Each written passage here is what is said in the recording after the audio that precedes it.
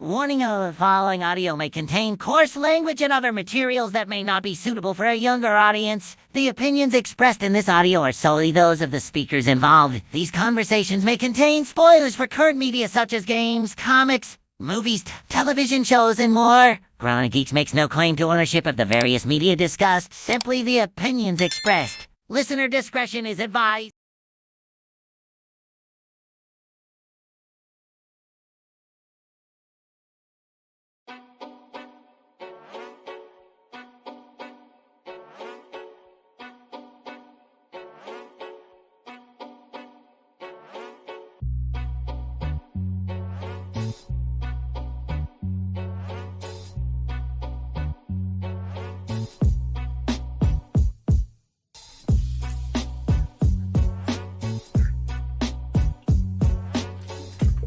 What up? What up?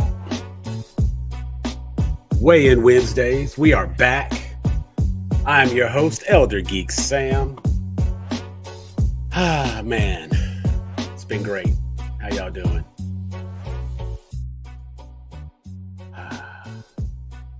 Took a little break. Had to go live life and some things.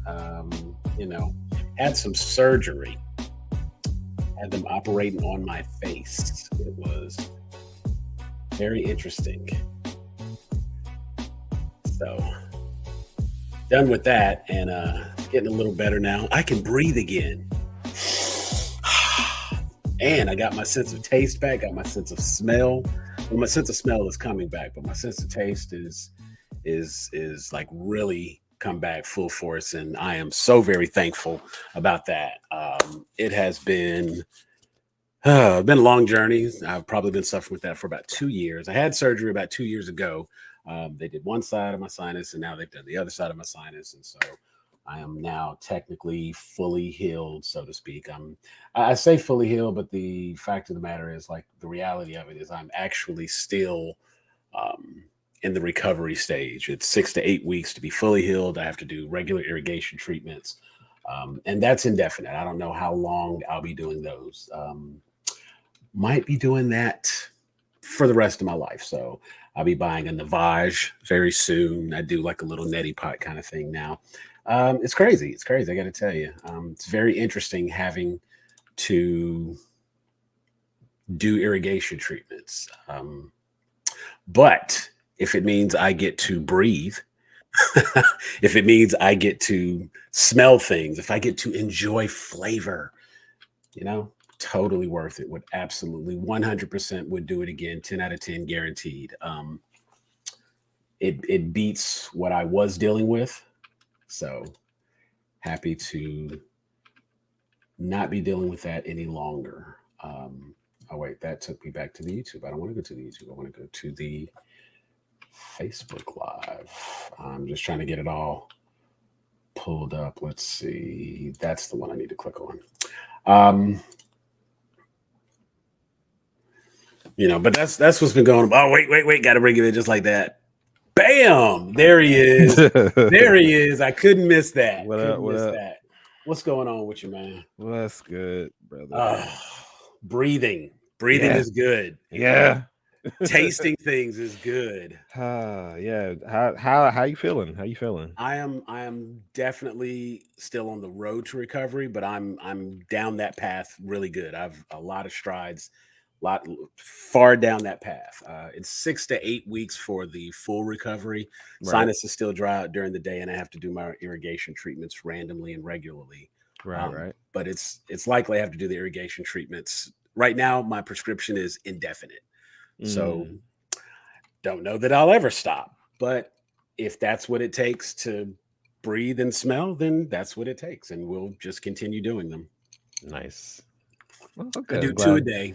Glad it's working out for you. Yeah, I do 2 a day, 1 in the morning, 1 in the evening. It's, pretty simple. And then, of course, anytime during the day that I want to do an additional treatment, I just don't put medication. I just use a saline pack. So, but I'll tell you, man, sitting at home for 2 weeks doing nothing. They were like, I couldn't lift anything heavier than like a gallon of milk. So they were like, you have to rest. You can't do anything. Sit, relax, do nothing. and being forced to do nothing. Like, it's weird because I was like, oh, cool, I'm gonna watch TV. Man, I got so bored just watching TV. I didn't even want to play video games because it was like I'm playing video games for like 12 hours in a day because there's nothing. See, I can't do anything else. all I'm hearing is some complaining that you could have been doing your anime homework is what I'm hearing. No, let me tell you. You know what? It is fantastic. We're gonna get right into it. I have so much energy Yeah. about some stuff. And Yeah. it is crazy. So we're gonna start with the old stuff first. All right. Where we Buddy starting? of mine at work, and I want to give a shout out to Good Guys. It's one of my coworkers. His name is Xavier. We talk about anime all the time. We're talking about Jujutsu Kaisen. Keep talking, by the way. I'm just gonna go grab my drink from the other room. Oh, cool. We talk about Jujutsu Kaisen every week, and when the new episode drops, it's somebody I can we can talk about. He loves when I come up with all my theories and hypotheses of what I think is gonna happen. Like, oh, well, let's see this, because it's one of those things where it's like he knows all this stuff I don't know, because of course I've always talked about, like, should I read the manga? I'm just going to wait for the anime. I've got so much on my watch list and stuff like that. So of course, given that I'm like, okay, I'm just going to watch the anime, I'm not going to read the manga. I'll just like watch the anime and I'll be fine. But then, of course, people having knowledge of all this other stuff that happens, and like they don't want to spoil it for me because it's like, oh, y'all are only there. Well, let me interject real quick, because I want to say that I am so proud of the manga readers in the Jujutsu Kaisen community, because we've been saying, like, look, we want to say so much, but we can't. And I love that nothing's being. Like, nothing has been spoiled for me, and it is lovely and it is beautiful. And I did like we talked about it one day, not too long ago, and I was just like, there has to be somewhere, like, what is the appeal? Like, I read comics and I love reading comics. I have the DC Infinite app. I've had Comixology. I use my Kindle Unlimited.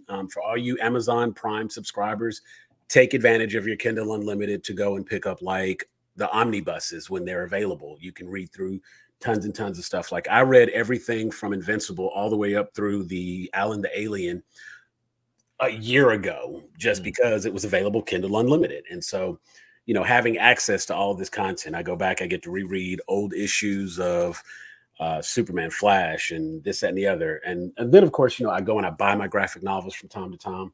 And I just get to get caught up on stuff. So I was like, it would seem very logical that reading manga would just be another form of reading comics, and I would be so into it. But for some reason, it was like, maybe I'm just going to be simple-minded. It's like, oh, I got to read it backwards. And no, that's not it. It was just, it's going to be animated. I'll just watch it. It was just the laziness in me saying that it's one less thing I have to do. I can just watch it when it comes out, and it'll give me something to do every week. Right. There are some shows that are older and they've been out for a while. If I was talking to somebody today and they were like, hey, is Naruto any good? Should I watch that?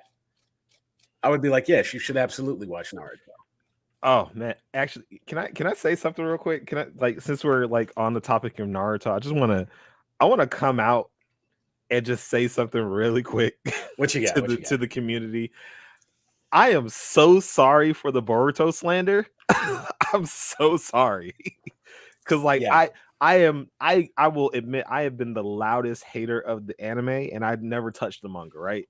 Been the loudest hater because like it's nothing but filler, right? It's like I think at this point it's like 83% filler or some shit like that. Okay. But then I was like, fuck it, I'm gonna start reading the manga and see what's going on. I caught up, and then I got to the time skip. Y'all wasn't playing. Okay, I understand. And there are people. That's my bad. Right, and they get really passionate about it one way or the other. And what I find to be very interesting is like, and David, you can attest to this. I've always been a very big supporter. If a friend of mine, if somebody that I talk to associate with a friend of mine, if they're like, hey, I really enjoyed this, you should check it out, I will go in both feet and put in the full attempt to watch. Right. Sometimes I'm with it, other times I'm not. So about a week ago, a friend of mine was like, "Hey, you know what? You're gonna be out after your surgery. You got some time. You know what you should watch? I think you'll love it because you like to figure stuff out. You should watch Attack on Titan." Ooh. Ooh. Yeah. Did you watch Attack on Titan? Last week I said, "Okay, I'll watch Attack on Titan."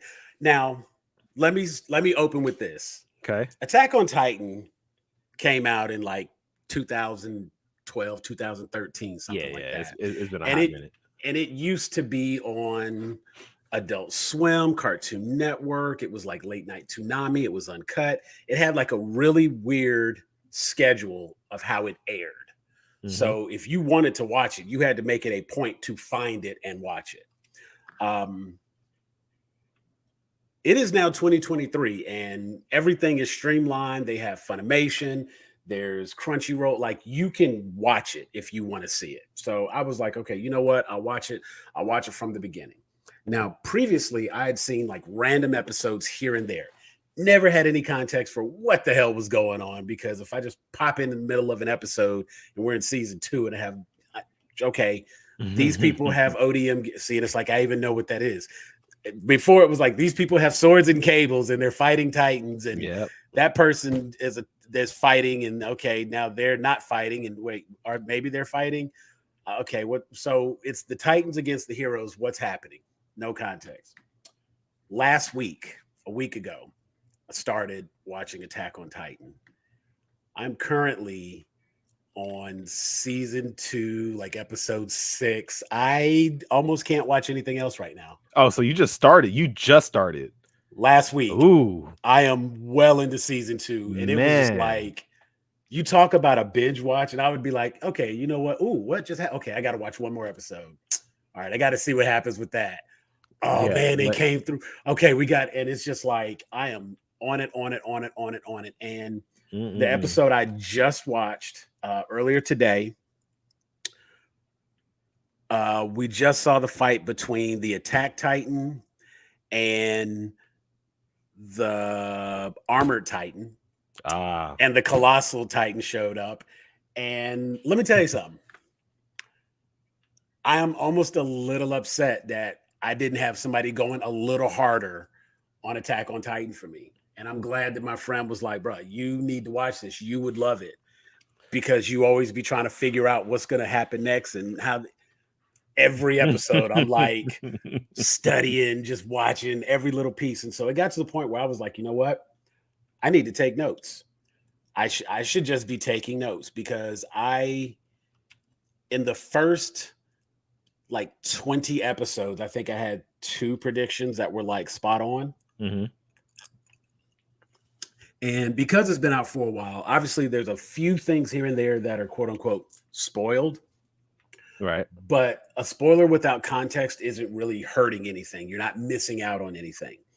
And, you know, I knew who the female Titan was. Right. But seeing everything prior to the female Titan showing up gave me no context for the female Titan. The only thing it did was create more questions. Okay. Finding out finally who the Colossal Titan was, finding out who the Armored Titan was. The way that you found out. And bro, when he was just like, oh yeah, by the way, you should know, I'm the Armored and he's the Colossal. I was like, really? Y'all just... That's how we doing this? Ain't no hype about it? No, he's just like, yeah, hey, by the way, I'm the Armored Titan. Hey, look, I'm gonna need you to do me a favor, right? So I'm that guy, he's the other guy. You should hang with us. Huh? I'm sorry? And it's just like they were so casual about it. And then, you know, Aaron played it off real smooth. He was like, yeah, right. You know, like if you were that, I was like, all right, guys, quick. Yeah, okay. Like, yeah, I was just pulling your leg. And he's like, you know what? Nah, forget this. We ain't got time for all of this. What you trying to do? Okay. I need you to come with me, bring your ass. And they got to hook it and everything past that. And I'm just like way to find out. Right. You just on patrol. Hey, by the way, we're your greatest enemy. 5 years ago, we decided to do this thing. Like, wait, okay, pause, rewind, back up. Hey, yeah, what the fuck you just say to me, bro? And so I was just like, are you the ops? Right. And I mean, like, you hear in Aaron's whole inner monologue, and he's just like, bro, I respected you. I looked up to you. I wanted to be you, only for you to be my most hated enemy that I have to take out. Like, and it's funny because now, of course, and one of the things that my guy was telling me, he was like, the crazy thing about watching Attack on Titan, he's like, now that they're finished with it, you can watch it all the way through. Yep. So when you get to the end, the very first thing you're going to want to do is go back and watch it from the beginning a second time, because once you know the whole bit, you can't unsee it. You can't unsee it now. Watching it a different way, he's like, you'll see everything. And he's like, and it's crazy how it's just like right there. So I was like, okay, I want to see how many of my predictions are going to pop up and be right. And matter of fact, I promise you, if you can, no, I'm not going to say, but I can promise you, like, almost all of your predictions are going to be wrong. Oh, I'm almost certain. But like I said, in the first 20 episodes, I had 2 predictions, and both of those were right. And so I was, it's kind of there's certain things, like, of course, there's tropes. We watch a lot of TV, we watch a lot of movies, we watch a lot of anime, you know what I'm saying? And there's stories, there's storylines, there's the hero's journey, there's all of these structures that are in place. And it's fantastic when you get an opportunity to see something that may do it a little different or a variation of the hero's journey and that sort of thing. Mm-hmm. And then other times it's like, nope, we're going to follow the formula to the T, and you still won't see it coming. So it's like, I like the idea of the fact that there's still going to be a twist here and there, but some stuff is exactly what I think it's going to be. And it's little things like, matter of fact, let me grab my notebook because I have some ideas. Hold on. Yes, sir. I want to hear them. Let's go. Oh, man. Oh, yeah. Oh, dang. You got it right there. Okay. Shit. Okay. So he was ready. These are just my season 2 notes. Okay. So, all right. We've got, hit me. They're there. I want to hear. I want to see. I want to know. I want to see where your head's at. We're there. We're here. All this. Yeah, you really actually went and did some homework. Took notes and everything. I'm in it. So my man went to the seminar. Yes, sir. Okay. All right. I see you, Sam. Okay, so this I'm just gonna run through the notes line by line. I'm not gonna confirm nor deny anything that you say because I don't want to spoil it for you. I'm just gonna look and just. It's lovely because I haven't been this excited watching something and knowing that I can get all of it. Like, it's finished. Yes. It's done. It just finished. So you're good. So yeah, you're fine. I can get all the way through. There's light. So I'm enjoying that. So okay, Attack on Titan season 2 coming in. First notes I have. Okay, Pastor Nick. Oh yeah. Let's see. He was real quick to talk about, like, hey, don't let the wall titan see the sun.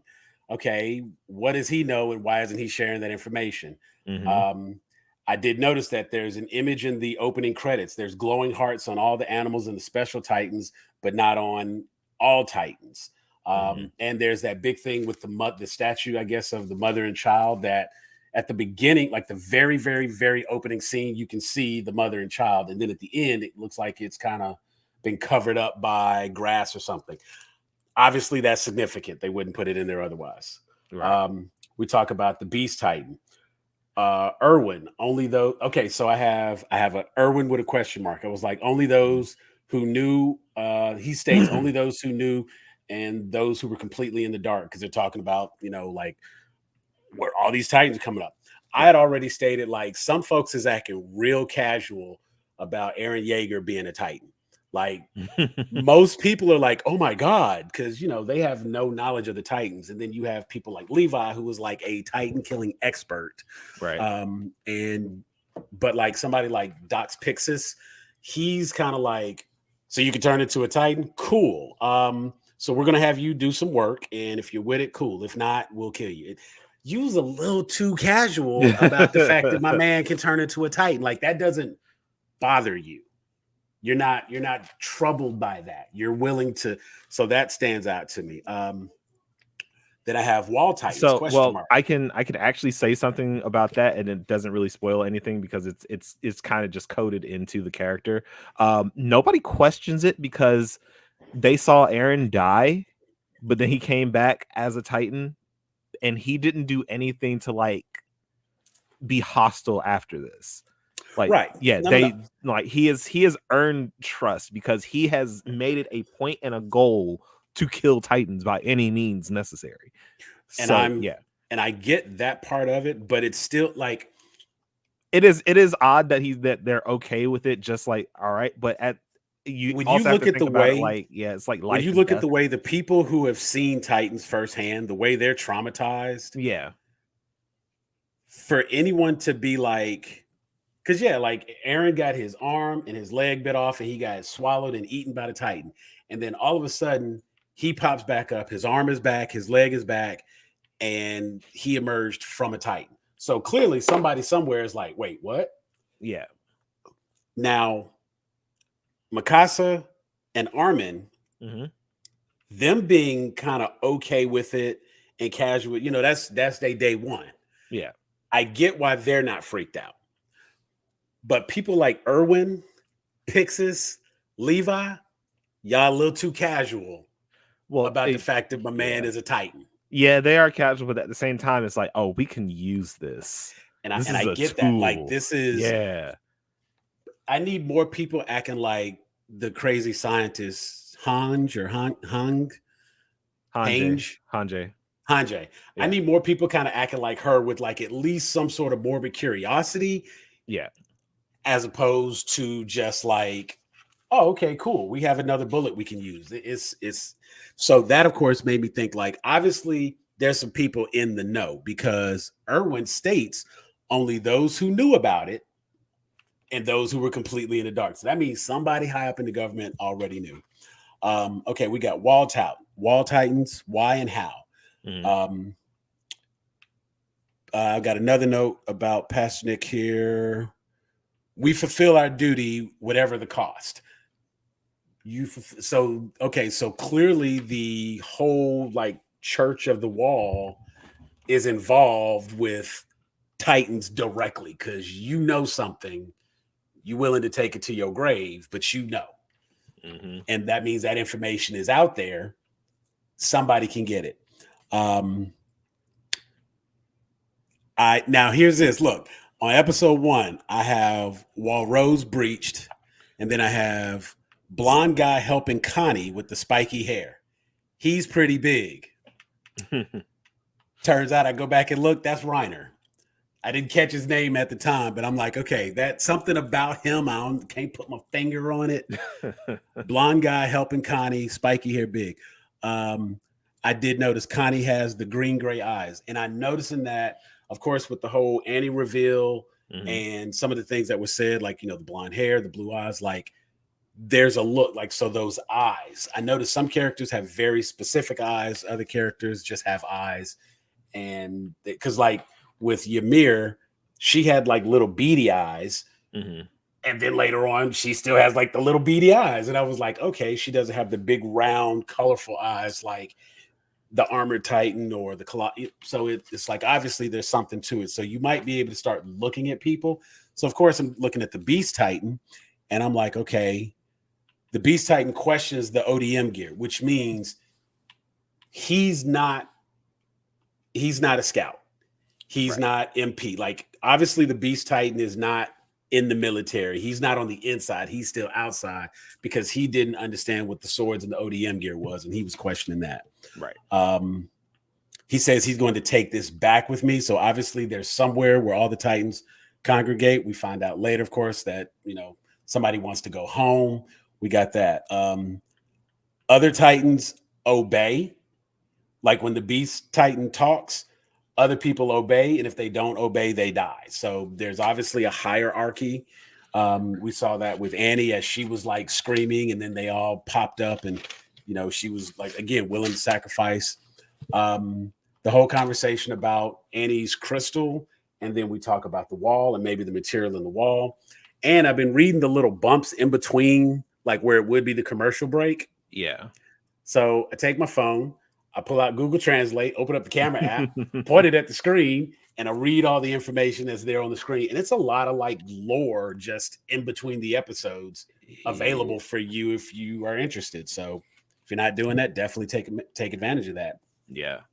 Armin talks about the wall, talks about the Titan crystal stuff. Who is Pastor Nick scared of? Like, again, we go back because this is obviously, I think this is when Pastor Nick was ready to just sacrifice himself. We get a little bit more information about Sasha's backstory, that she was a hunter tracker. So when she was like in the one little base camp and she laid her head on the table, and then she was like, guys, I hear something. Before that, they were like, she's usually pretty good. Her gut instincts are really good. This is why, her whole backstory. She's just a natural hunter tracker kind of person. Yeah. And then, okay, so the Titan who was laying on the building had the same eyes as Connie. Connie thought that it looked like his mom, or like might have even been talking about, like might have even said something to him, like it might have recognized him. And he was trying to like have that conversation. And I'm looking at the people that were like pushing him away from that, like, let's keep moving. Don't worry about that. Let's keep going. Let's keep going. And then turn right around. Ymir. What?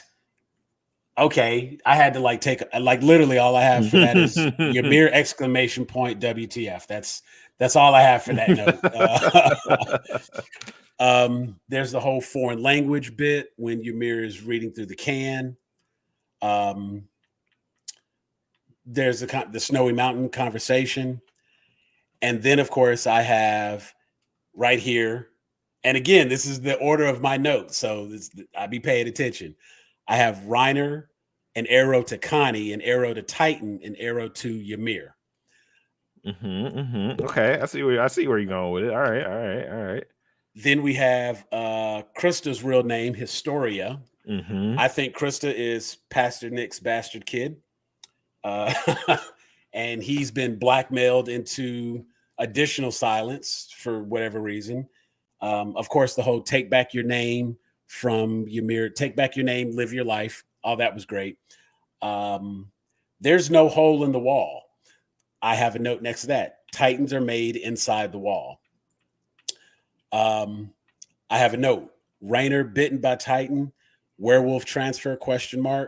Then an arrow down from Reiner's name. Goddamn armored Titan. Colossal Titan. Then I have like Shazam lightning. I have a note. I have a little exclamation mark. Shazam lightning, because I am noticing that there's different versions of the transformation, it appears. And it looks like the major transformation is, of course, the crack of thunder and the bolt of lightning come down, and then the appearance of the Titan. The blast furnace steam that comes off the Colossal would explain how he would have then been able to just like shrink himself down and disappear.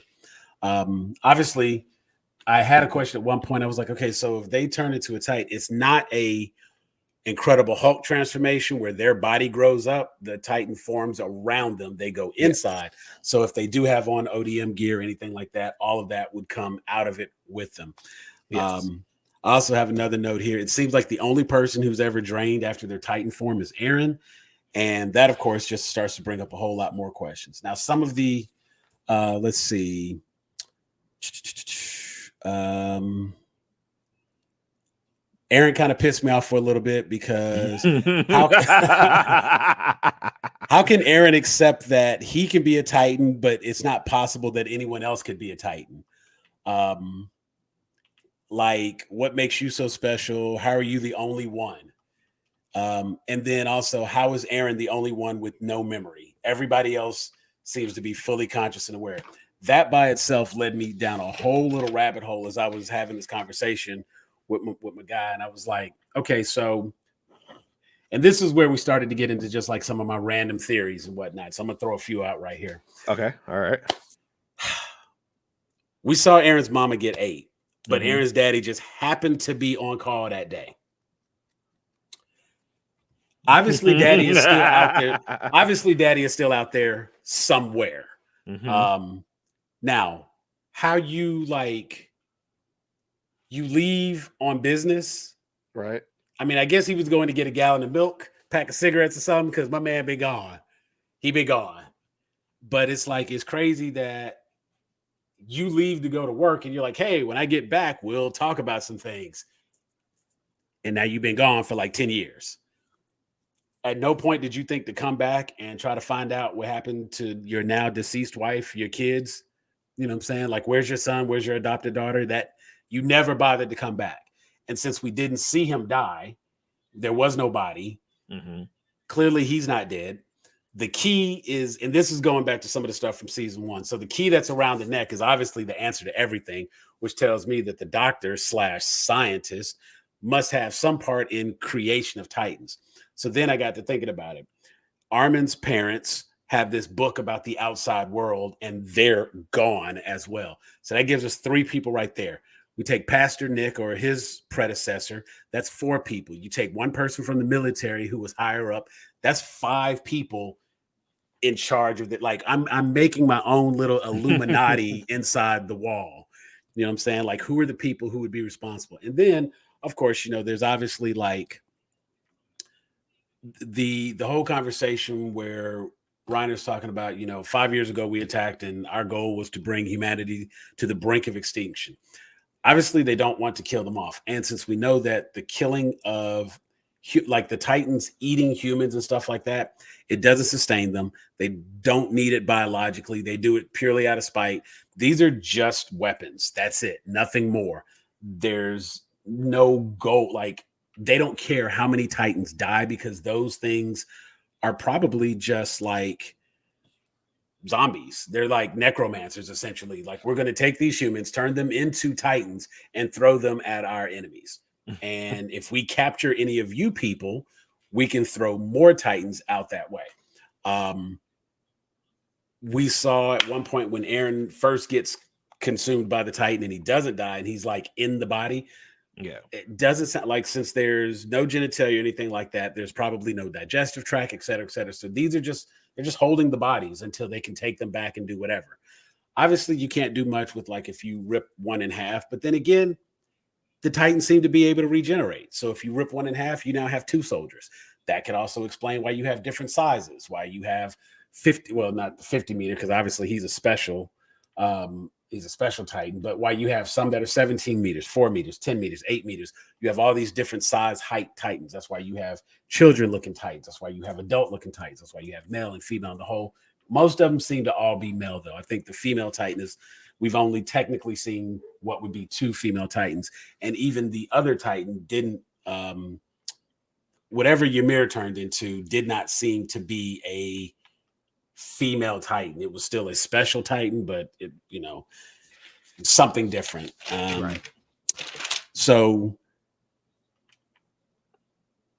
there's just all these little questions, and it's like, one of the other theories that kind of stood out to, or that I had originally, was like, they decided early on that there had to be a Titan inside the ranks outside of Aaron. Just the fact that Aaron could turn into a Titan made it clear that, well, if he can do it, obviously somebody else can do it. And if he's here and could do it and we didn't know about it, how many other people are out there could do it that we don't know about? Right. That makes sense. That's where Erwin comes in to say, like, you know what? We have to figure out who killed the 2 Titans that we had, that we were trying to dissect and learn from. We've got to figure out who those people are. Oh, shit, monitor fell. We got to figure out who those people are and, get. Okay, well, that just completely drooped. So I'm just gonna, I mean, like, the whole monitor just slipped. Yes. So I gotta tighten it up. We'll just move the camera. But right then, like, it was crazy. They're like, okay, so Aaron, you have a key. We're gonna go to your basement, and when we go to your basement, you say we can get some answers about the Titan. Cool. Let's set up a whole mission with our sole purpose of this mission being to go to your basement. 10 minutes into the mission, turns out that's not actually the mission. The actual mission is to try to capture the female Titan that we didn't even know existed until 10 minutes ago. But we've already got a trap in the forest The math ain't mathin'. Right. The math ain't mathin'. So that means you already knew. And then, of course, it comes a few episodes later, but we get the whole breakdown. Like, okay, the two Titans got killed. We did an inspection of the ODM gear. That wasn't the right ODM gear that she showed. It was actually Marco's. So the reason she showed Marco's was so that no one would know it was hers that was used. That means there's something suspect about her. We got to, like, we got to find out what's what. Immediately goes to being prime suspect number one. They don't even explain why they thought she was a Titan or anything like that. They just go right into like, oh, it's got to be her. So that was one of those things I was like, I need them to clean that up a little bit because that don't make sense. But again, it goes back to why is nobody else freaked out about this? Like, y'all are still super calm about the fact that people can turn into Titans. Y'all just learned this information, but y'all are totally okay with it. That seems like we would now be questioning every Titan that's out there potentially having been just a person. And I don't see nobody asking that question. You know what I'm saying? And it's just like the fact that nobody's asking that question kind of makes me give everybody the side eye, like something don't add up there. Damn, you just don't know, man. You just don't know, man. Yeah, so I'm super stoked to continue watching, and I plan on having season 2 finished here sooner than later. I think there's I'm already like 7 or 8 episodes in on season 2, and I think there's only like 13 episodes this season. So yeah, I'm gonna get through season 2 pretty quick. So I can get on to season 3. Now, I do hate that after season 1, after all of the events in season 1, those like 20 plus episodes, I was hoping that season 2 would start to be some answers, and season 2 is nothing but more questions. Remember that feeling. Remember this feeling. I was like, bruh, y'all keep filling me up with stuff that just creates more questions, and you were providing no answers. Remember this feeling. You're gonna keep feeling like this for a while. I can promise you that. And it's just like, you know what? So I'm now. Well, rather, there will be answers, but there will be even more questions. So and I accept that. Yeah. It's like I get. And so I would agree. This was absolutely the show for me to be watching because it keeps my mind engaged. It's a really big whodunit and why. And I have to know. I have to have the answers.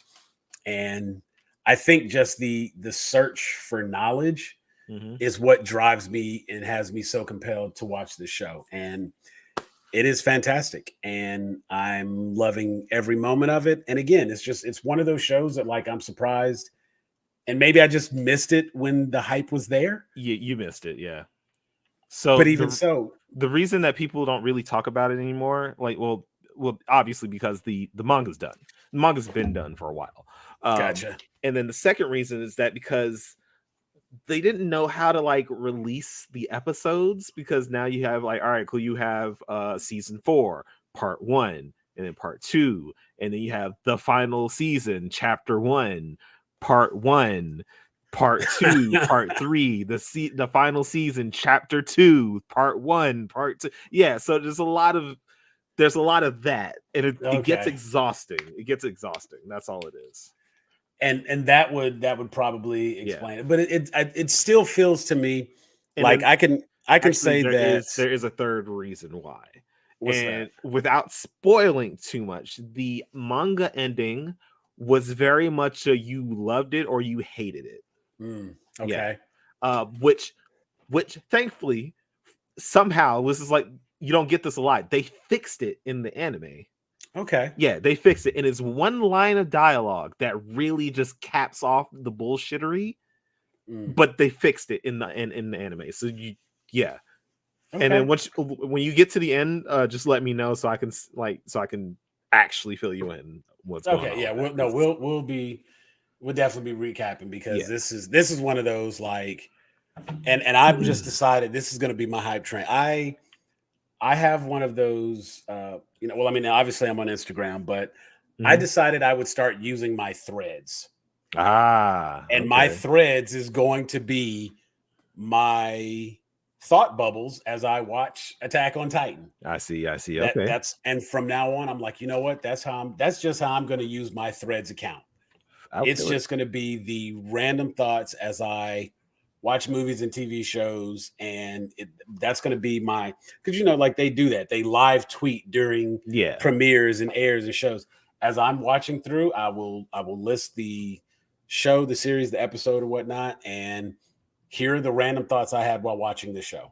Right. Okay. And so that is why I'm cataloging all of my notes and making. And so I was like, okay, starting season 2, I'm going to take notes. And I've decided, I think today I was like, you know what, this is what we're going to do. Boom. Because that very casual introduction of the Armored Titan and the Colossal Titan almost pissed me off. No, you're right. Like that pissed everybody off. Like more so just like, damn, you really just gonna say it like that? That's crazy. Right. Wow, you like bold. It was so casual. Like, okay, all right, that's fine. You can tell Aaron because Aaron's gonna he's gonna hesitate because who's gonna say something wild like that? You forgot about the walking fucking sword over there, Mikasa. Right. And sure enough, she was like a hair away from getting this man in the neck. Like, yeah. And even and I thought to myself when I saw her, like everybody was walking off, and then I saw her like stop and look back, and then they're just having that rant. I was like, did she hear him? Nah, she caught that. She caught that. Did she hear that? Just because she's so hyper protective of Aaron, she heard that. Right. She heard that. Come on. And it was like, if she didn't hear it, she read the lips, something. I was like, she found out. She was looking at his body language and knew that immediately there was a threat and was like, okay, well, let's handle this. It is, but yeah, Aaron constantly pisses me off because it's like, I need you to not get bold after the fact. If you gonna be hype, be hype. If you gonna be hype, I'm not gonna say it. Oh man. Oh yeah. So hopefully they improve upon that. Let's see. Another thing that ended up happening just because it was beginning to be shall we say somewhat bothersome. I was like, I had to finally like make a move, and here was the move that I made. Hey Sam, how you feeling? How you feeling, buddy? I started reading. How you feeling, buddy? So this is where I am. I'm way back at okay. So this is when Yuji is just learning how to use his curse energy. Right now, he's out with Nanami. Mahito just got introduced. I'm in that section. They haven't even had the sister school event. But I've watched all of these episodes. I'm like episode current. Right. I'm waiting for tomorrow's episode after seeing last week's episode. Oh man. And I'm gonna just say, my man, Nanami here. Yeah. I need a moment.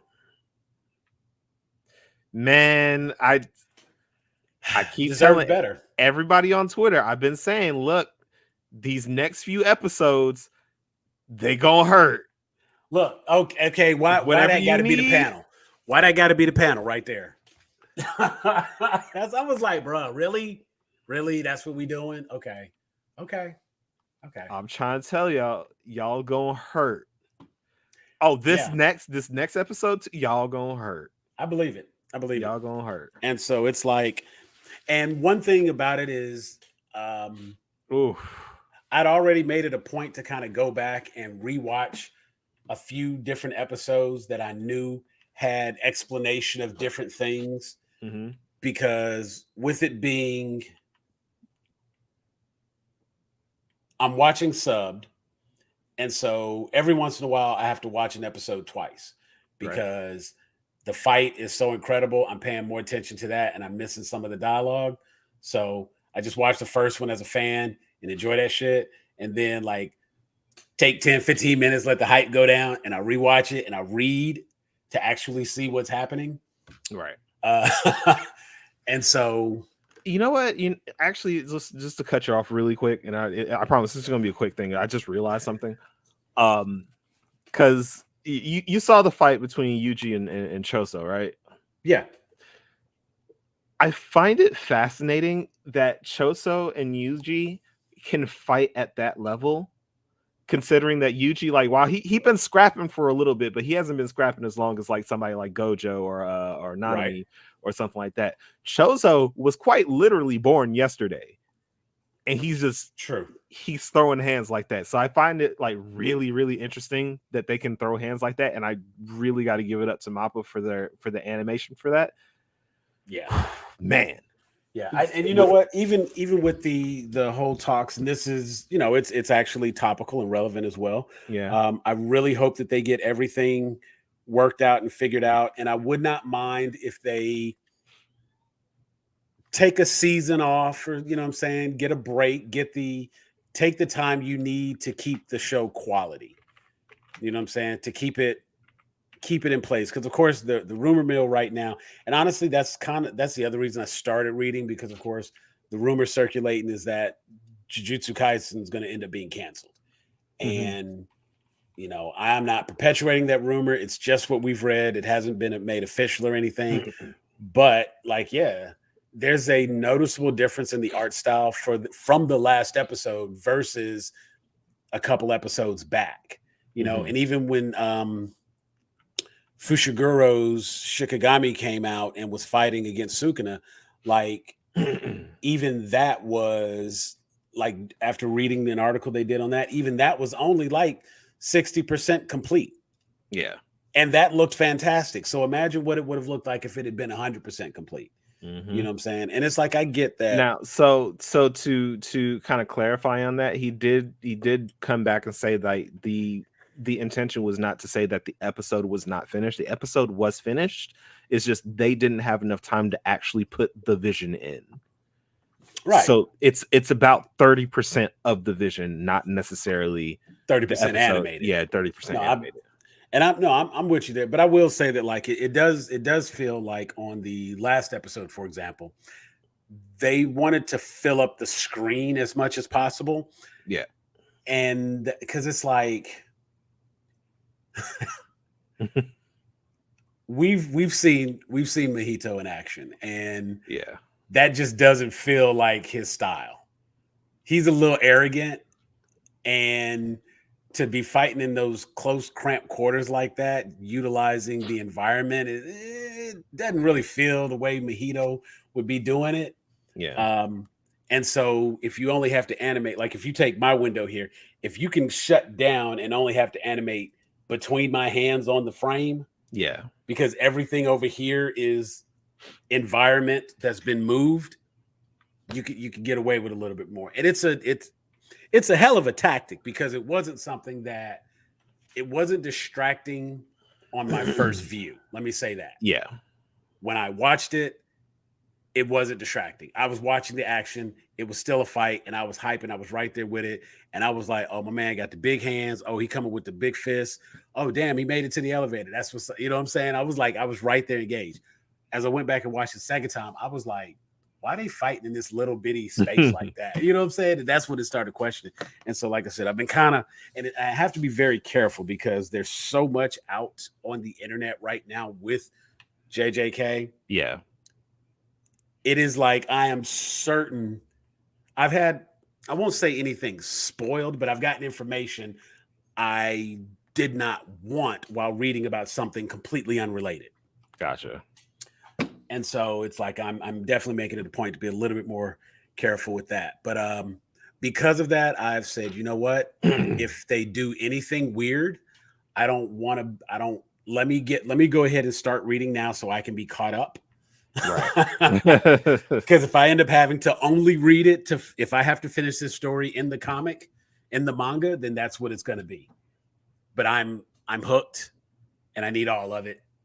And given the, now that I've kind of made this adjustment, I'm like, oh, okay, this is easy to do and follow through, and I can stick with this. You know what? I wonder if the other ones are here. I'm sure they are. Maybe I'll pick up Attack on Titan and read through that. I don't know. You know what I'm saying? And so it's like, and then it does seem also that there's a little bit of a difference in, it's a very small, but there's a little bit of difference in reading it and animating it, because Yes. obviously you get, it's kind of like what we've talked, anytime you adapt a movie from a book or something like that, like you get more detail, you can pay more attention to the image because it's a single still frame that has to tell this whole story, as opposed to it being like 2 seconds of throwaway dialogue between three characters in the background casually. Right. You can get away with shit like that when you animate it. That's not going to go over the same way when you're reading it. So it has to, it is more impactful when they draw the images the way they do. And I think honestly, that's one of the reasons that comic books have always done so well, and graphic novels have always done so well, and why people like the book better. You know what I'm saying? Because you get that additional detail, those side notes. They don't have to like cut it for time. They can spend an hour talking about that one thing of very little importance because it was available to be detailed. So Comic K is the site that I've been using. Okay. I've got Comic K, and I've got like one or two others opened. But I want to give a shout out to Richard Olds. He's one of our members.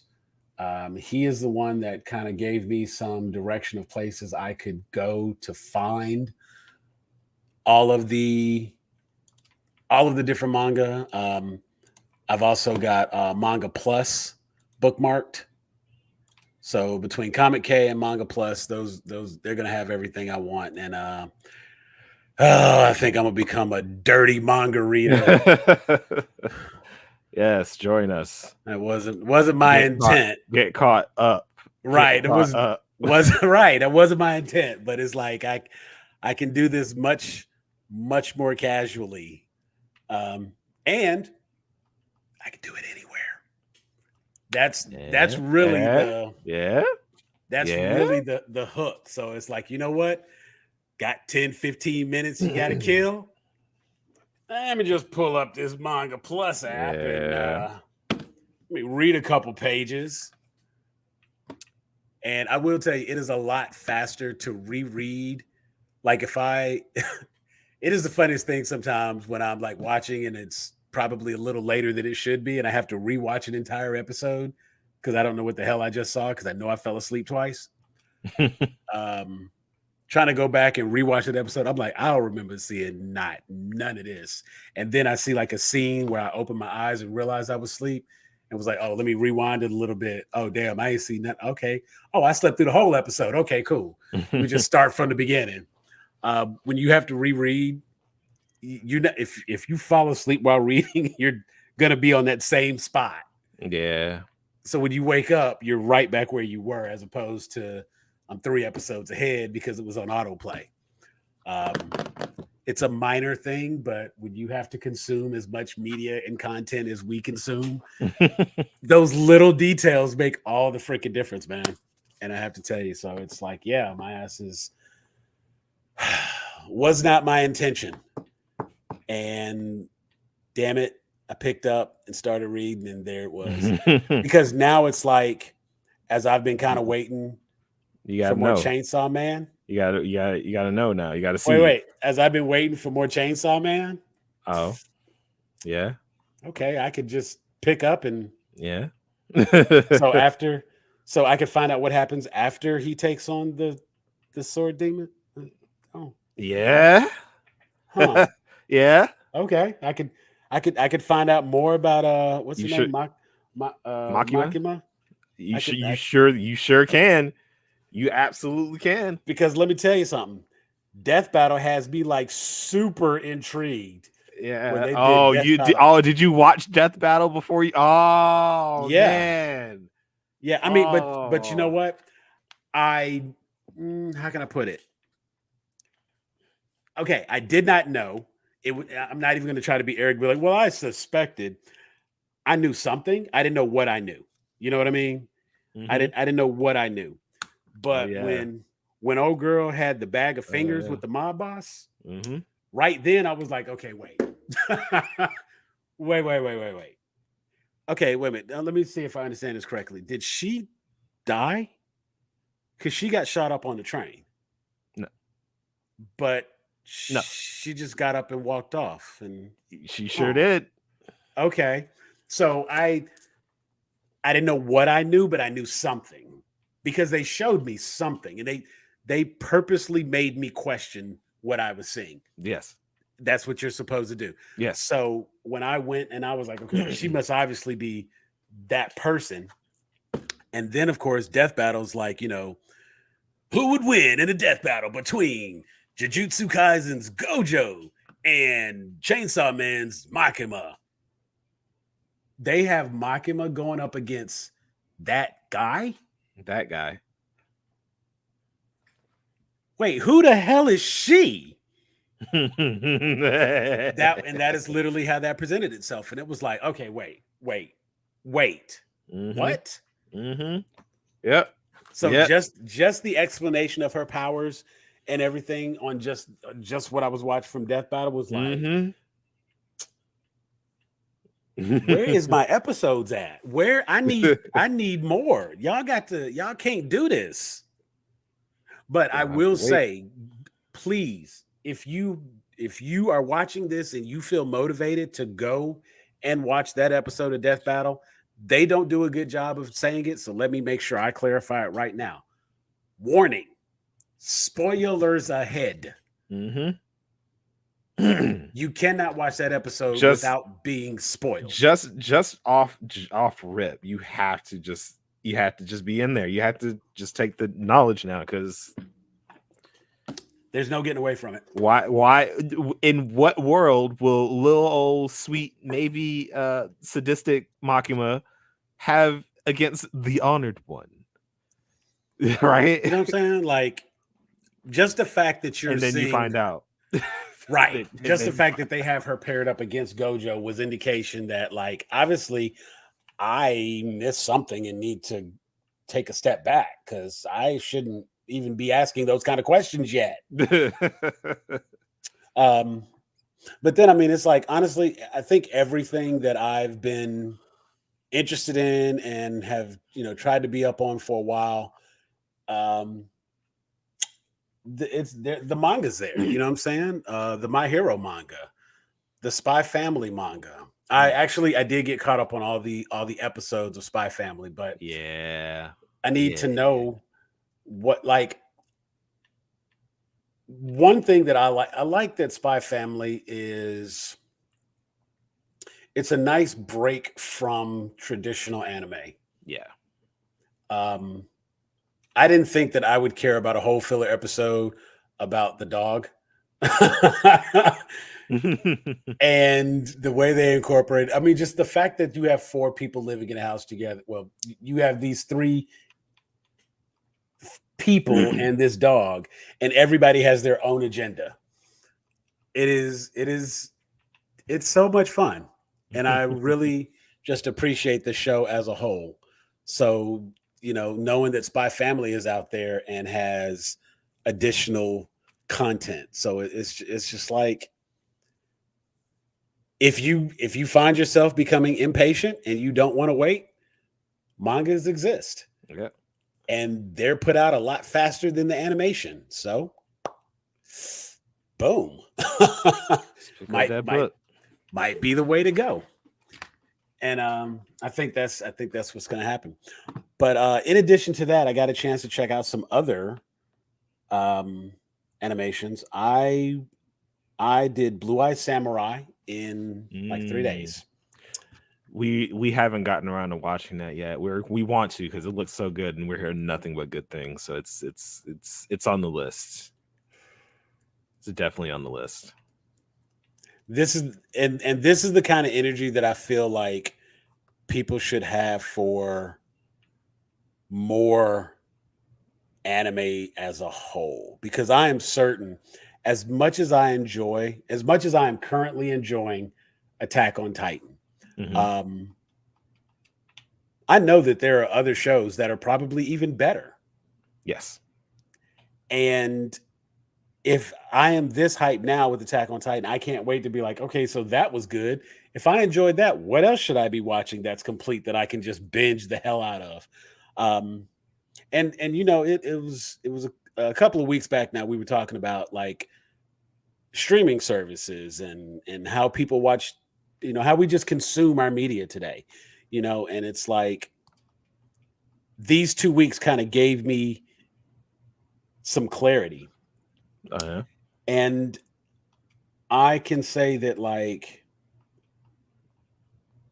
one of the questions I had recently was like, you know, when we're looking at something like Netflix still continues to drop their entire season of whatever they have. When they put something out and it's on Netflix, you don't have to wait week by week for those episodes to come.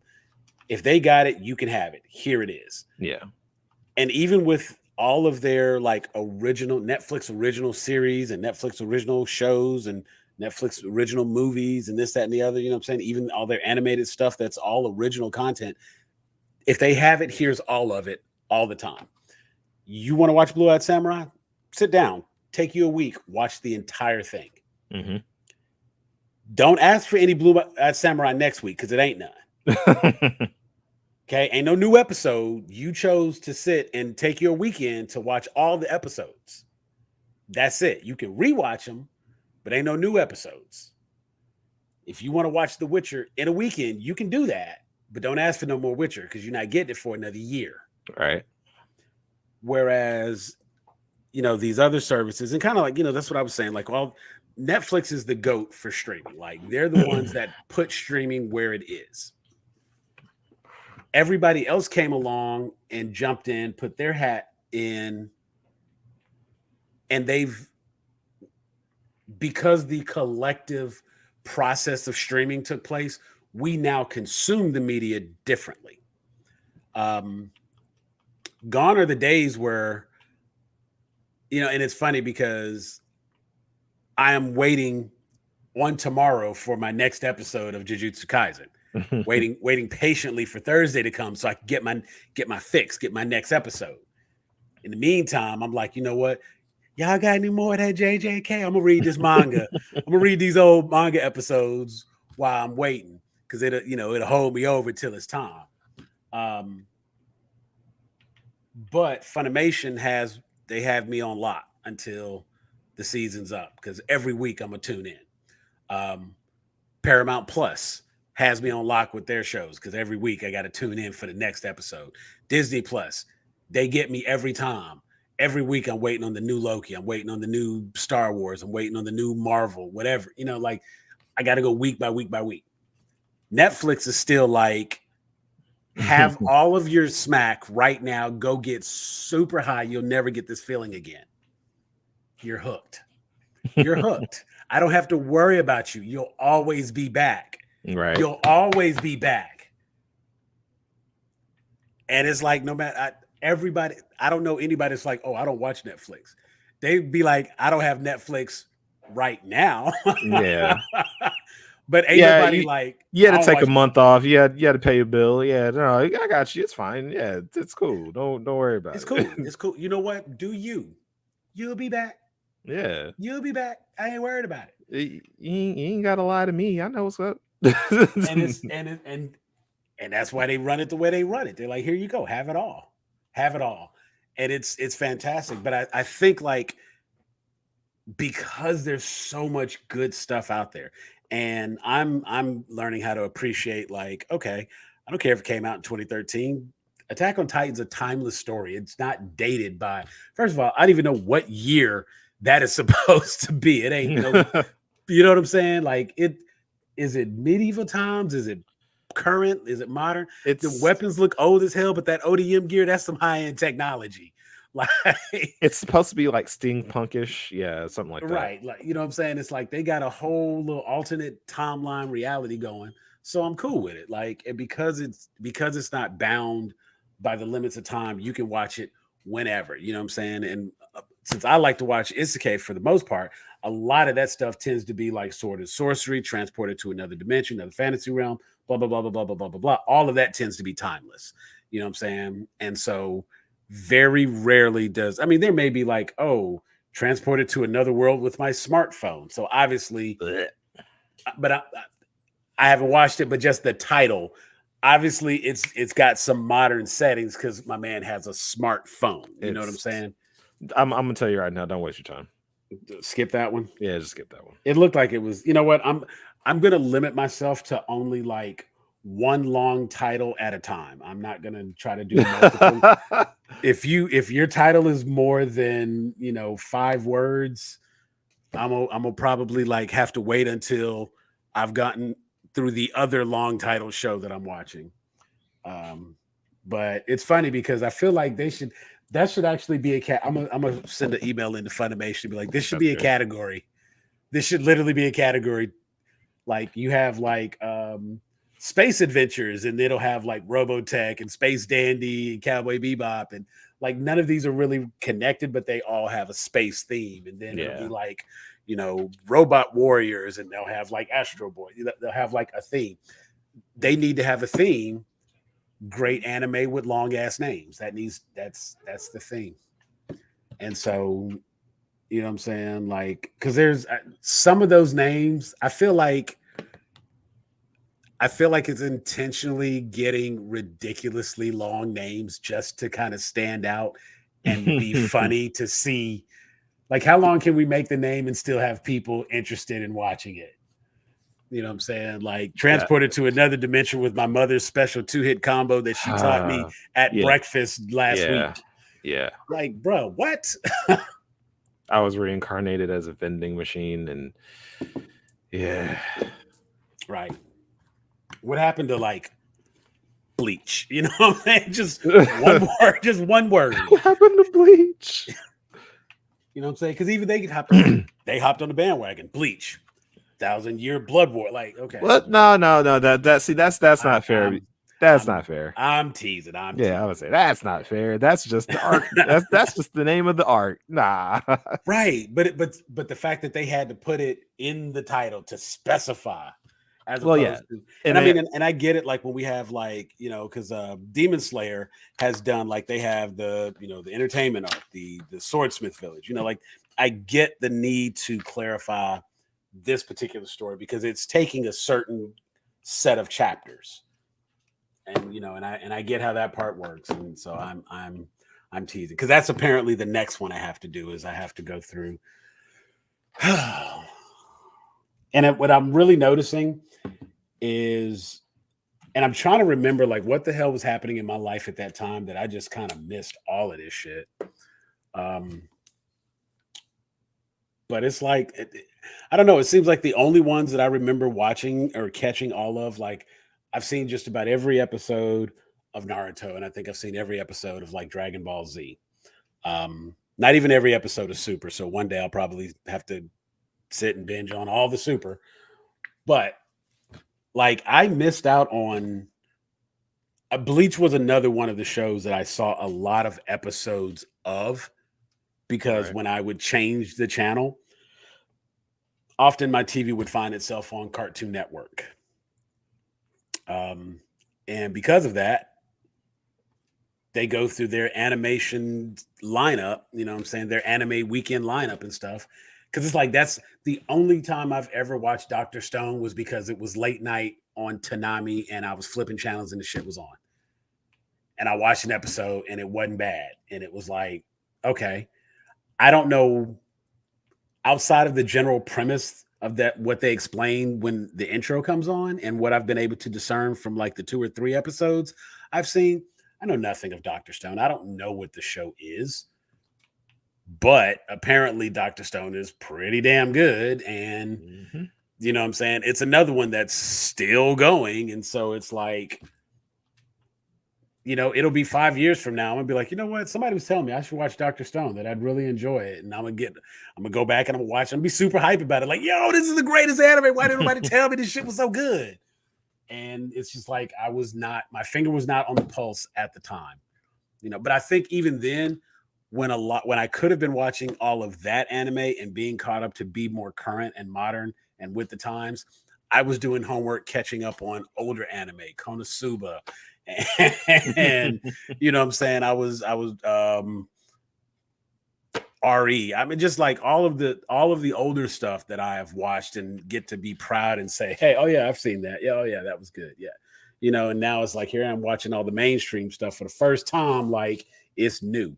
You know what I'm saying? And but I love that what I do love most about it though is that when I decide to sit and try to watch all of Bleach, I will have plenty of people that I can talk to who would just be happy to have the conversation because there's a new Bleach fan. Because anybody who's seen Attack on Titan and I get to talking about it, they're just so excited to see my excitement. And I love it. And that is enough for me to enjoy watching it and go through it. I want you to have as the same kind of joy and excitement you're hearing me talk about Attack on Titan. That's how I'm feeling about Blue-Eyed Samurai. I would literally be like, please get to that. Please. Yeah, no, we're gonna get on that. We've been talking about watching it for a while. It's been a very busy week for you, boy. So, yeah. Hey, I mean, don't get me wrong. I had 2 weeks where I was stuck and couldn't do shit. So that was the reason I was able to get through so much in this time period. And the first treat to myself when I was able to like be out the house, I went to go see the Marvels. And that was what I did. And I enjoyed it. I give it a 6. It is not the epitome of all things Marvel. It is not the super high point of, you know, Marvel Entertainment or the MCU. Right. But I don't ever think it was supposed to be. And I think anybody who's going out to see any Marvel movie expecting in-game excitement is just hurting their own feelings because it takes a lot to get. You need 20 movies to get the kind of excitement you got from Endgame. You're not getting that every movie after. Okay? You need about 20 movies to get to that point. And people just I don't know. The argument, it's like everything I'm reading and hearing and seeing, and just like every conversation I have around Marvel and the MCU is just like the disappointment people have. And I'm just like, you're just tired. They're just tired, man. That's all it is. Just tired. Honestly, I don't even think that there's. I'm trying to think of like an adequate way to like make it make sense for everyone else because it's what I see versus what I think other people are expecting to see. I don't know. It doesn't quite match. It's like this is just me spitballing right here, but after you've gone through the 20 plus movies required to get to the point we got to with Infinity War and Endgame, coming off of Avengers Assemble, Tony Stark snap, and the funeral. Right. That wasn't like somebody sat down and watched 2 movies and that's where they were. And I think that everybody's expecting to get that feeling after every movie now. Not remembering that was like 10 years in the making. You didn't get nobody who missed the first 20 plus movies and walked in and was like, so what's this movie everybody y'all are going to see? Avengers Endgame.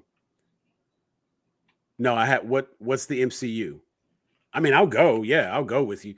That person did not come out of the theater like blown away. They came out like, yeah, that was pretty good. Yeah. I mean, I'm gonna have to check out some of these other movies. That's that seems pretty interesting. That seems pretty cool. You know what I'm saying? Like that's that guy. He's gonna go to the next movie and he's gonna go to Doctor Strange Multiverse of Madness to be like, hey, that was pretty cool. You see that? That was like all the different dimensions. That's pretty cool.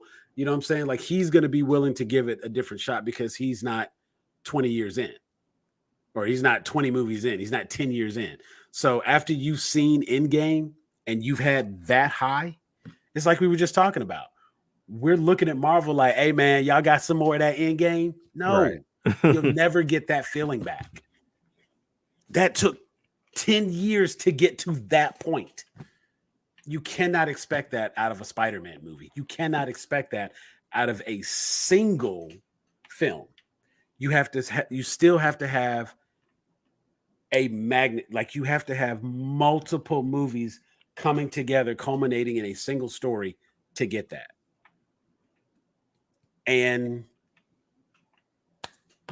I don't know. It just seems really odd to me that the collective viewership of the MCU doesn't remember that we watched all those other movies first. And we can all agree that not every one of those movies was a banger. Yeah. And we were so young and hype and fresh faced and interested. Maybe we were a little more forgiving then. Now, like you said, this is where I can say, 20 movies in, okay, maybe we're a little tired. Our expectations are a little higher. The bar has been raised. Mm-hmm. We're super spoiled, little entitled. But you can't be like, give me in-game quality or don't make it. Because Endgame is not one movie. Endgame is the final chapter in roughly, let's say, 20 movies, 2.5. We're talking about 50, 60 hours of storytelling being closed up in a 3-hour window. Yep. And you mad because this last hour and a half wasn't the same feeling you got after the last 3 hours. Like, don't do that. Don't do that. Because let me tell you something. If you go by that gas station, Boone's Farm, do not expect it to taste like your, 20-year aged Glenlivet. It's not going to be the same. One has been sitting in nice oak barrels for a very long time, aging properly. The other literally got poured into a bottle this morning.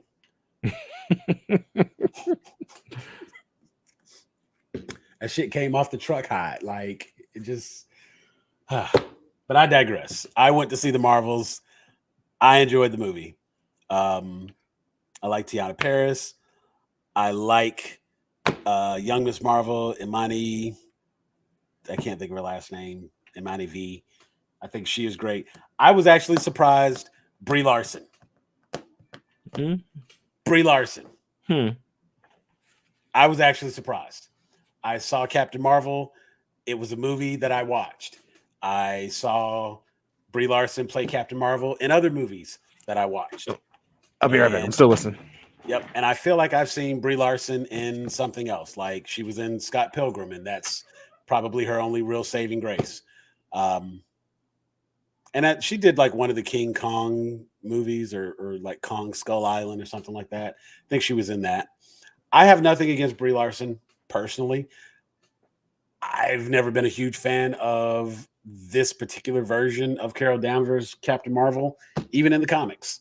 Don't want to tell myself too much, but I remember the traditional, older-fashioned singlet, one-piece, golden sash Miss Marvel. That was the Miss Marvel I grew up with, and that's what I recall. And they changed her story around a little bit. They did some different things with her, but you go back and you play Marvel Ultimate Alliance. That Miss Marvel, that was the one I knew. Captain Marvel, okay, that's new. That's different. That's a new twist on the character, and she's a badass, like absolutely powerhouse. I appreciate that they actually gave her a little bit of depth in this movie. Brie Larson got a chance to act in this movie. and that's what I'm saying. Like, damn.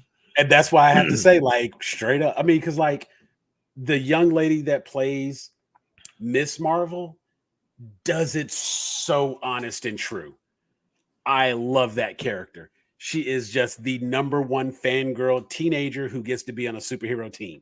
The same reason we enjoyed Tom Holland as Spider-Man, who was like an Iron Man fanboy. It's the same thing, like brought authentic energy to the character.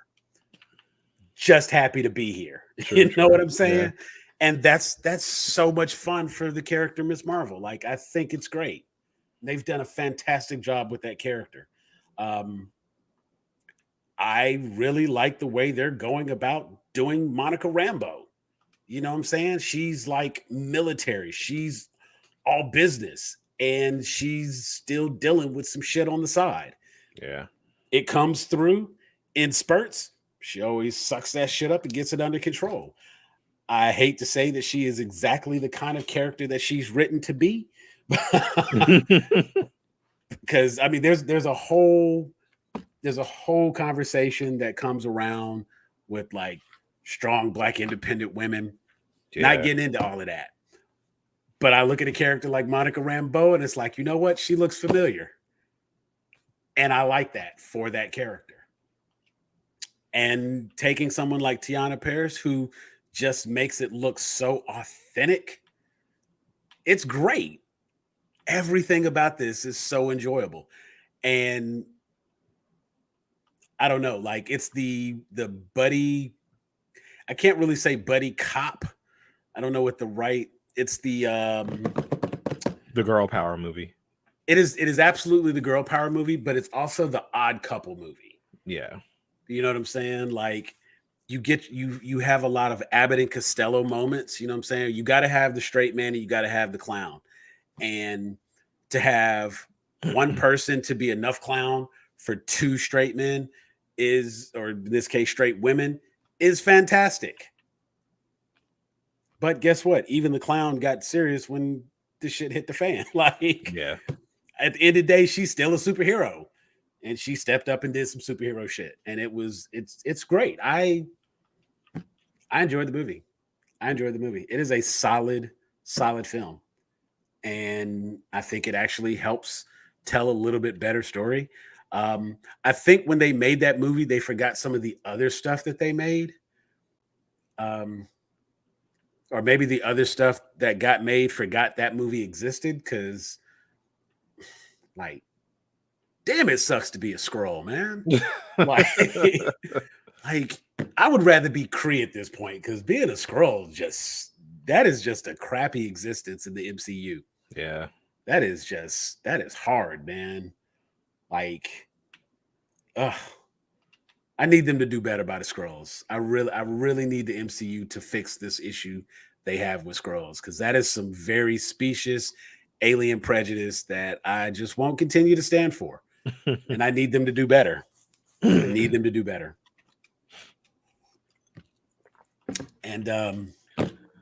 I mean, you know what? No, that gets to an area I don't want to get into. So I'm gonna let that be. Like, I think it's kind of telling when you see who the Skrulls. You know what? Let me stop. Let me not. But I need them to do better by the Skrulls. And so, but yeah, this Miss Marvel was The Marvels was a really fun watch. I went solo, went by myself. It was, like I said, one of the first days I could get out of the house finally, and I needed something to do. And I was like, you know what? I want to see this movie. It's not too late. It's still in theaters. Boom. Went, sat in the theater, enjoyed myself. Right. And good post credits. It still blows my mind that people get up during Marvel movies, like the credits roll and people run out. I'm like, they're not fans like that. That's all. And that's fine. They sat there for like a 3-hour movie. They're good. They don't need to sit no longer. And I mean, I will say, like, is it really, do you get anything more if you see it in the theater versus watching it on any kind of like YouTube channel an hour after the premiere? No. It's going to be the same post-credit scene. Somebody's going to do a whole 30-minute video breaking it down and what it means for the future of the MCU, et cetera, et cetera. And that's not me throwing shade at anybody, because I watch every one of those videos. I watch those religiously. In fact, it's at the point now where even my wife kind of laughs.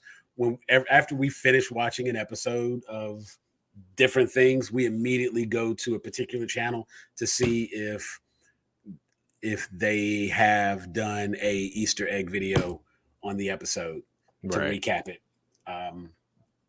And, shout out to Screen Crush, Ryan Airy and Doug. Love it for that reason. And if you need to get caught up on some shit, like you want to get the entire first season of Invincible summed up in short detail, Ryan Airy is your guy. So Invincible, currently caught up on that all the way through the mid-season. Yeah. God, talk about some crazy shit. Yeah, that is a I really want to be like, Invincible is such a wild show, but then Amazon is just like, they are really on their adult kick. Yeah. Between The Boys, Gen V, Invincible. Yeah. Yeah. No, I trust me, I'm right there with you.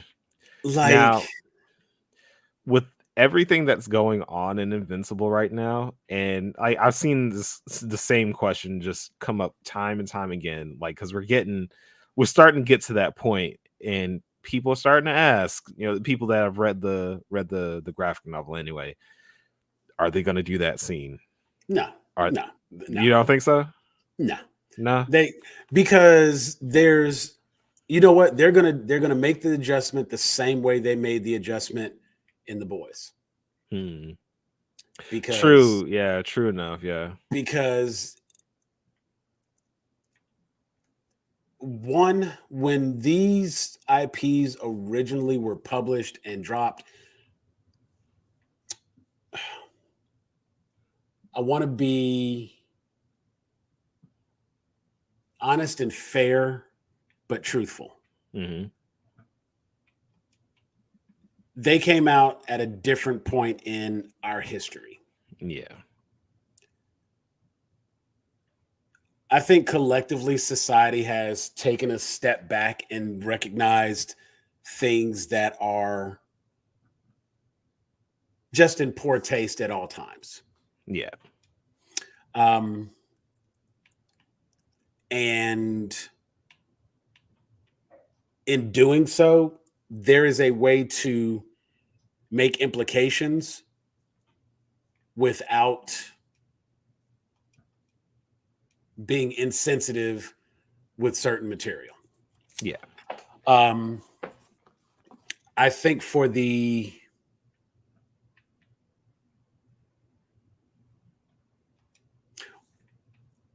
good of the show, one would have to ask themselves, how pivotal is that element to the overall story, given the psychological attack that it could potentially have on our main character? Yeah. I understand from a storytelling element what it could do. Yeah. But we've also seen him dealing with the psychological backlash of having his ass beat by his daddy. I don't think it's going to have any greater or different impact than what we've seen Mark deal with. Therefore, it's not necessary. In addition, and I can't take credit for this, I actually want to say this came from New Rockstars.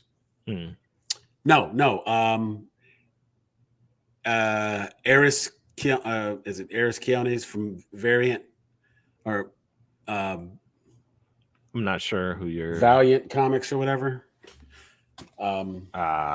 Eris Keones, whatever. I want to give him credit for having come up with this concept as he recognized it. And I'm just parroting and paraphrasing what he stated. Mm-hmm. The whole point is to introduce a potential character. Mm-hmm. It is possible to introduce that character without that, simply by the lines that were stated by the character that Peter Cullen voiced, the director of the council or whatnot. Right. When he talked about when Alan the alien goes before the board and he says he's not like most Viltrumites. Who knows? There could be other Viltrumite children or half Viltrumite children out there.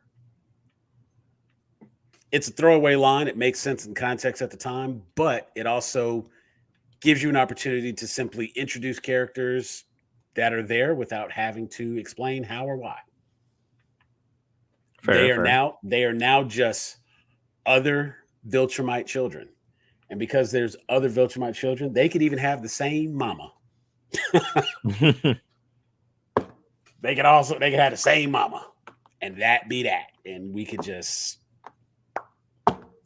carry on. Fair enough. If you know, you know. And there you go. Yeah. All right. But I think that's the safest play.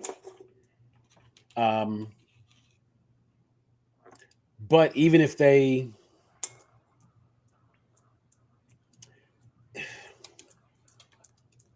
it's the safest play because like I said, I understand what they would be showing. They would definitely be able to show like the psychological harm. They would be able to,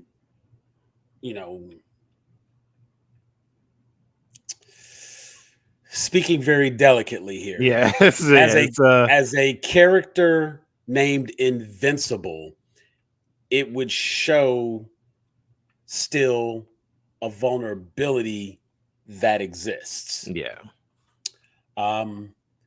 Because we see Mark Hill all the time. Every time we turn around, he getting his ass kicked by somebody. When he fought the Mauler twins, you know what I'm saying? Like they've handed him his ass before. He was happy to get revenge. But once the Mauler twins started coming in from all these various dimensions, there were just too many, and that wasn't going to go in his favor. And yet, a black eye and a busted lip later, he heals. If they decided that they wanted to, in some way, fashion, or form, remain very true to the comics, it would simply be to indicate that maybe Mark doesn't always heal the same. Yeah. The downside of that becomes this is our hero who is incredibly strong, and to show that someone stronger than him, finish the sentence in your head, that's not helpful in any way, shape, fashion, or form. So I think they would do well to avoid that altogether. It's not necessary. It doesn't alter the ultimate story. Because if they were to introduce a random Viltrumite child that had to interact with Mark and was expected to, I don't know, maybe be in Mark's care, I'll just throw it out like that. I could see how if he felt some kind of way about having to interact with that child or feel any kind of responsibility to that child, or if he even had some difficulty showing affection or love for that child. So, there's a lot of different ways they can do it and not do it. And somebody at Amazon seems to at least know what the hell's going on and takes time to read the material first. So, because I promise you, they read through the boys before they shot some of those scenes. Of course, yeah. And I think that was handled delicately with care and as delicately as you can. Exactly. As well as it could be, and even going as far as to like, demote the character of the Deep afterwards and have him go on a journey of self-discovery. The way that they went about all of that being a bit of a stray from the comics, but accurate and more in touch with the story that was written. I think they could do the same thing with Invincible. And Okay, I think they would be better for it. Fair enough. Like I said, somebody over there reading their comics. So, somebody got a clue as to what the hell is going on and decides what will and what won't make the cut. And I am grateful that they is doing that because, boy, I do not want to have to explain that episode. Yeah, I'm with you on that one. I think equally, there's I'm waiting for Max to come back out. I need to see new episodes of Harley Quinn. You know what? Thinking about it, I tried watching Onimusha on Netflix. Oh. Kind of stuck. Yeah. Almost like it was cool, but wasn't quite getting that itch. Like I watched an episode of Blue Eyed Samurai, watched an episode of Onimusha. Blue Eyed Samurai, Onimusha. Blue Eyed Samurai. I'll watch another episode of Blue Eyed Samurai. Yeah. I'll watch another. You know what? I'm gonna finish Blue Eyed Samurai. Yeah, then I'll go back. And I just haven't been back to Onimusha. Like I am not drawn in. I am like 3 or 4 episodes in, and I don't know what the hell it's about. That's wild. We got a dope ass Ronin with a cool ass gauntlet killing some zombies. I don't know why. And if they've explained it, I missed it. It's just not, I'm not intrigued. I will finish it simply because I started it. Yeah. But I'm not drawn to be like, oh, I got to get that next episode. Whereas Blue Eye Samurai, I was like, you know what? It's 5:30 in the morning. I should really get some sleep. After this episode, I'm going to go to bed. You know what I'm saying? And it was just like I woke up middle of the day. I was like, oh, let me turn that back on. You know what I'm saying? It was good like that. And that's kind of what I was doing. Like, when something is good, it doesn't matter what time of day. You don't have to be like, oh, this is my TV watching time. It's like, I want to know what's happening next. Blue Eye Samurai is phenomenal. And it's like, what do you know about it as far as like what it's about? Onimusha? Blue Eyed Samurai. I'm done with Onimusha. I'll finish it when I get to it. I got no love for it. I actually know nothing at all about Blue Eye Samurai. I'm intentionally going in as blind as possible. Okay. All I've heard that it is good. So, and see, it's one of those things where it's like you cannot give a description of Blue Eyed Samurai without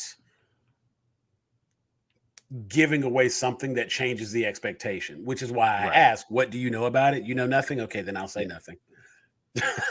then I'll just say, yeah, it was phenomenal. Not good. It was phenomenal. It has some of the best animated fight scenes I've seen in a while.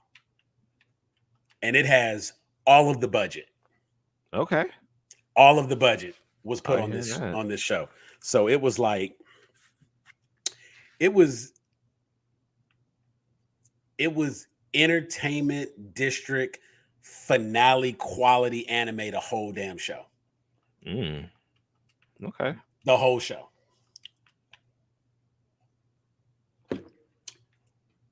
And it's just like,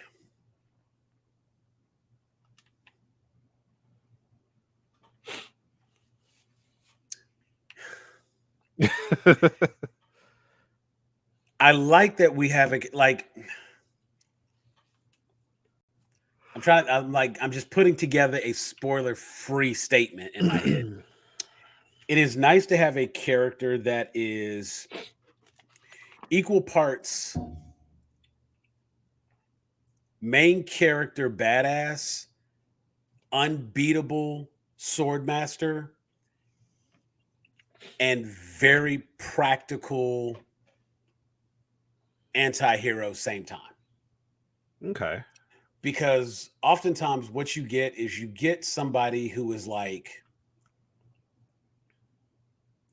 this is not this ain't no Deku. You know, like she ain't Midoriya. She ain't like like you have some things like okay, we talk about Attack on Titan. You got somebody like Eren Yeager, right? Who is like, my man can't even use ODM gear, and then it's like just out of the sheer will of wanting to do right, he figures out the ODM gear only to find out that his shit was faulty to begin with. So you got all the people whispering in the background like, oh wow, he was actually able to stand up and he had broken gear. Oh man, you know what I'm saying? And then like the first time we see him throw hands, he gets his ass whooped. It's like determination alone don't mean shit. Like the power of friendship is not going to do shit for you right now. Like that's not how the real world works, homie.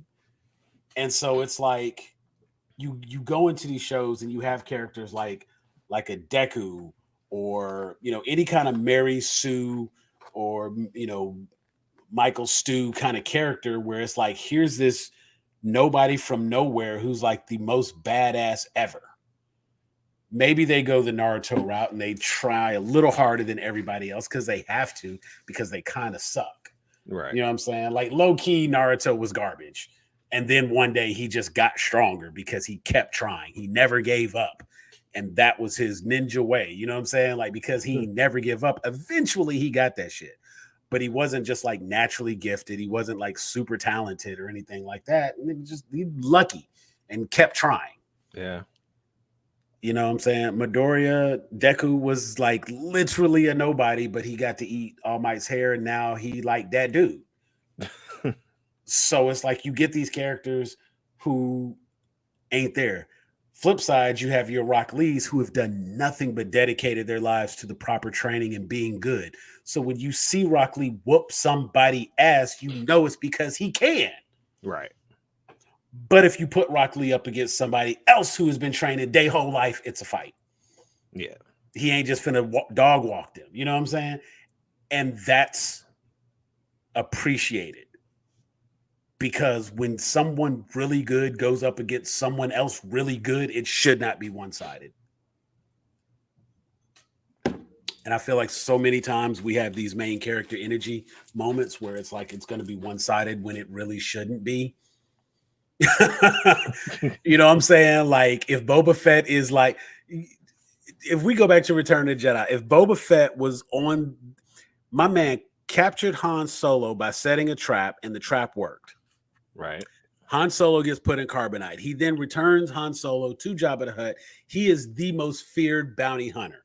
He has this reputation, far exceeds himself, right? So much so that when a random person had on his armor, they were terrified. Boba Fett was supposedly that guy. And yet nobody can name a single feat he did, because every time we've ever seen this man on screen, he was getting his ass handed to him. Even in his own show, he was getting his ass handed to him. He had one good moment, you know what I'm saying? He beat Cad Bane. No, that was Cad Bane. You're not supposed to just like beat Cad Bane like that. Don't do that. Because now that means Cad Bane was garbage this whole time. Don't do that. And so it's like whenever you have these main characters, these like really good Castlevania, Richter, not the last one, season 3, that was Richter Belmont, right? Yeah. Richter Belmont was getting his ass rocked. Now you put him in the woods against some random like ads, he'd take them out. You know what I'm saying? Like, he ain't got no problem with them. You want to throw a random ghoul, random werewolf, random bat his way? He got that. You put him on a boss stage, he might die. And that's what you should have. Anytime your main character is going up against a boss villain, it needs to feel like there's a boss villain. It does not need to be a clean sweep because it's the main character. Yeah. If it's 10 episodes, let me tell you something. I've been watching enough TV and enough movies and enough shows to know that if the shit is 10 episodes, that motherfucker's not dying in the third episode. Okay. The stakes is already low. They not gonna die. You cannot convince me. I am waiting. You know what? I think I just wrote my first show. I am waiting for a show where the series is actually not about the main character, but the secondary character that we have to turn into the main character because the main character died in the second episode. Because why not? You know what I'm saying? Let's just do that. And it all comes back to Attack on Titan. Who did the don't like this character because we gonna kill him first? Was it Attack on Titan, Game of Thrones, Walking Dead? Like, who was the originator of that shit? Oh, that was definitely Walking Dead. That was definitely Walking Dead. Man, because let me tell you something. It got 100%. To the point. It got to the point. Like it took me a minute to even start recognizing names because I was like, it don't matter. Oh, these 4 people here, or that squad, oh, they cool as hell. Oh, they all dead? Okay. Never mind. Never mind. Oh, you know what? These 3 people, I remember them from like the first 5 episodes. Oh, these must be the main characters. Oh, all of them are dead? Okay. So really the only people we can watch this entire series are going to be Eren, Armin, and Mikasa, our 3 main characters, our shonen trio. Because apparently everybody else can get it. Apparently everyone else can get it. And I feel like one of them 3, Eren, he's on the promotional stuff for the last season, so he probably makes it through. But I feel like one of the other 2 is gonna bite it. Just because they have made it a point to be like, oh, you like that character? Watch this. They real quick too. And I love how and it's almost like you could tell who the next person that's going to die is going to be just by how cool they are in the episode before they die. Whoever is the coolest person in that episode, they're going to die the next episode. Like, who has the most dialogue in this episode? Oh, this short kid with the mop haircut? Oh yeah, he's about to die. How do you know? He had the most lines. We've never heard this guy speak before this episode.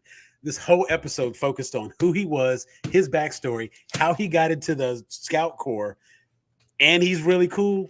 He's absolutely going to die this next episode. But you have these types of characters, man, and it's nice. That was one thing that was very, very, very refreshing about Blue Eyed Samurai, and I think that's one of the things that kind of helps. It was a very believable premise, and despite the little bit of mysticism and fantasy that exists because it's anime, it was the same mysticism and fantasy like Afro samurai cutting bullets with his sword types. You know what I'm saying? Like that type of stuff where it's like, I don't know, they a badass. Maybe they could do that. I absolutely enjoyed Blue Eyed Samurai, and I put it up there as something that is a must watch. And I want to say it's like 10 episodes. They're about 45 minutes per episode. Some a little longer, 1 or 2 are a little shorter, but for the most part, you're getting like a solid 10 hours of story, and it's fantastic. Okay, all right, dope. And damn if it doesn't just take you on a journey, man. Like it takes you everywhere. Like, oof, emotionally, so good. Onimusha, I'm like 3-4 episodes in, and they have like the main character from that is they took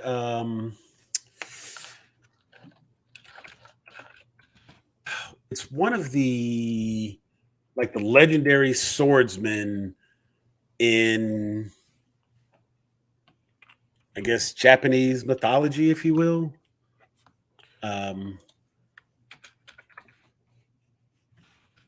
That is the sorry, Miyamoto. I'm not trying to be funny. Let me get the name here. Anime adaptation based on the video game. Are you talking about Nobunaga? No. Miyamoto Musashi. Okay. Yeah. And it says the focus of this adaptation is on Miyamoto Musashi, modeled after the late Japanese screen icon Toshiro Mifune. Mm-hmm. So if you've ever seen like Seven Samurai, you know what I'm saying? Like any of the old classic samurai tales. Yeah. You get those vibes. So of course I was hyped coming in. I was like, it's gonna be great. And I mean the music is straight, but it's literally just like it's cutting down Oni, fighting demons, and the whole time I'm just like, okay, why? How? What? Why is this happening? What? And it wasn't even hard to follow. It's in English, you know what I'm saying? It's not like I was distracted having to try to like read and miss the action or anything like that. The voice work is great. Yeah. It didn't hold me. I feel it. Finished Record of Ragnarok. I feel like there was like one or two other things that I watched that I was just like, I was so glad to have gotten through that. Record of Ragnarok was really cool, and I need like a whole separate series on Buddha. Like I would watch the hell out of that, just the Buddha series. But I also need like, what's ever happening with the rest of the Valkyries, like Hilde and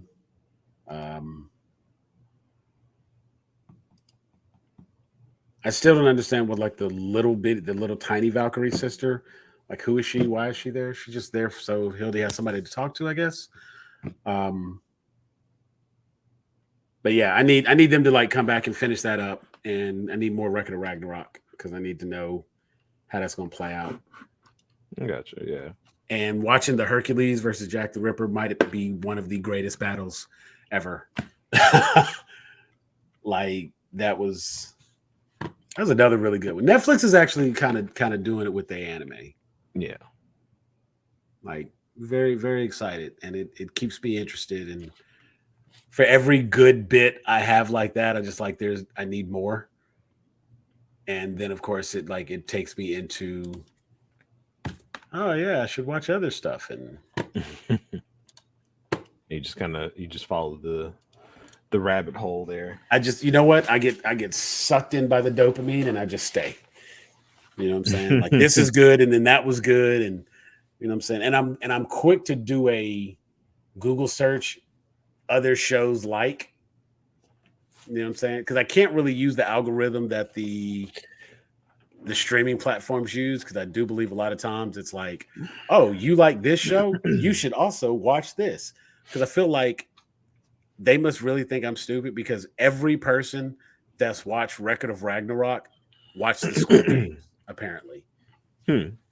Every single person, because that's all they want me to watch. And I'm like, I watch Squid Game, so why are you recommending that? That should already be in my watched queue. You clearly are just trying to draw hype because what? Oh, that's right. You have the new like TV series the live game show Squid Games is about to. Okay, so you're trying to get hype built around that, and gotcha. I don't always think that the recommendations of people also watched, or if you like this, you should check these out. It's just whatever they're pushing that they want to have views on.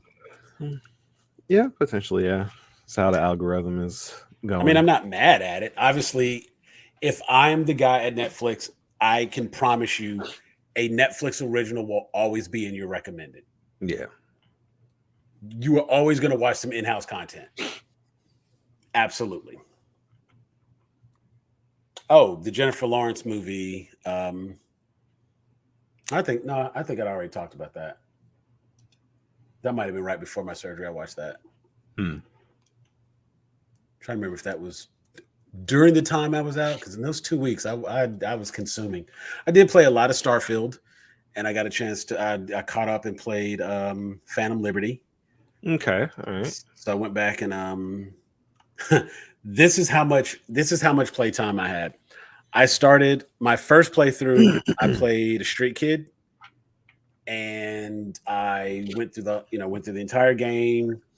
I guess I got the good ending. I got a regular ending. V did not survive. Johnny Silverhand took over. Gotcha. Silverhand lived. Silverhand lived out in Johnny's body. Or no, Silverhand lived out in V's body. Right, gotcha. So I didn't die, but it was right there at the end where it was like, I might as well take the pills because this is it. And there was like, I got to have my inner dialogue with myself before. It was actually a pretty interesting ending. I was like, okay, cool. And I think it was only because I didn't do enough damage to like the boss or what, like. So during that ending sequence, let's see. When I was okay, so my first playthrough, I went with the daughter. The sister. It's been a while since I played Cyber. Asaka's sister. Like you're going into okay, I think I know what you're talking about. Yeah. So like the son kills the dad, and then of course you find out about, like you confront the sister, you tell her, she's like, okay, I can help you and we can take down my brother, whatnot. I sided with the sister because there's a couple of different things that you can do towards the end. And like I get to that last mission, it's like, you got to meet her. And when you go to meet her, this is the end game. Once you start this mission, you have to finish the game. Yeah, you can't yeah. So I'm at that point. I go through, I'm with the sister, blah, blah, blah, blah. When it's all said and done, V dies, Silverhand lives in V's body. We go to the little memorial place, the memorial wall, and you get to see he puts one of the little bricks up for V and that whole bit. Like it was a really cool ending. And you know what I'm saying? I was pleased with my playthrough. Started a brand new playthrough. And I said, this time, you know what? I'm gonna play a different character. I'm gonna play a corpo female. And I made all new choices. I tried to play very strict corpo, and I was arrogant and bougie and pretended like I was better than other people because I felt like that's what my corpo character should have done. And I stepped on a lot of people. I killed some people. Like, you know what I'm saying? Like I would shoot first, ask questions later in a lot of cases. Played in a play style not normal for like my playthroughs, not my type of character. But because I wanted to do a corpo character, I felt like, I should be more corpo. And like my character, she had on suits all the time, was always dressed up. And then like when I lost my corpo job, I started dressing more like an edge runner from the anime. So I had like the really bright jacket and stuff like that. And then like when I would go do certain missions, I would change into a more like upscale outfit because I'm like, I'm being hired to do a job. I have a reputation. People are going to know who I am. This is how I look when I work. I'm professional. I was like really into it. Went through, played it into the new method, and I don't like the new skill tree for Phantom Liberty. I don't like the way they've done the skill tree, but because they have changed up the way you deal with your implants and things like that, the skill tree makes sense. It also low-key forces you to do more side missions to get more upgrade points to increase those stats in order to unlock certain abilities and characteristics. So Good job, CD Project Red. Like that's a good way to trick people into playing more of the game. You know what I'm saying? Because I mean, like it's in reality, as is often the case with RPGs. You know what I'm saying? Like you can do just the main story, and you will automatically, by doing the main missions, level the character up enough to adequately finish the game. The stronger your character is, the more capable they are. I'm not going to say the easier it is, but it does give you different options.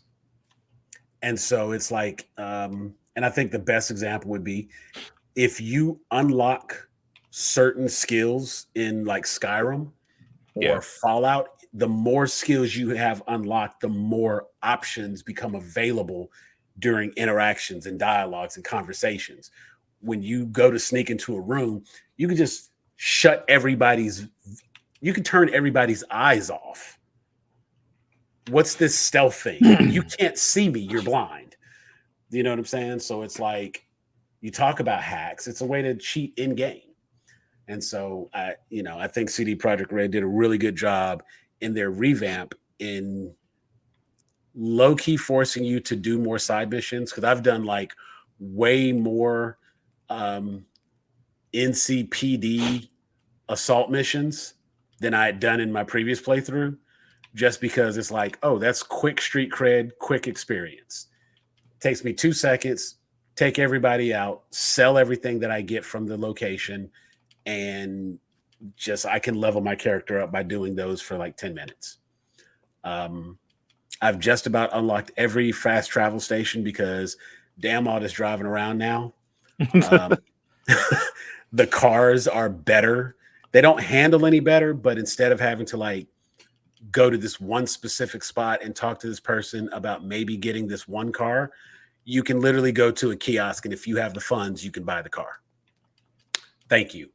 That's how it should have been all along.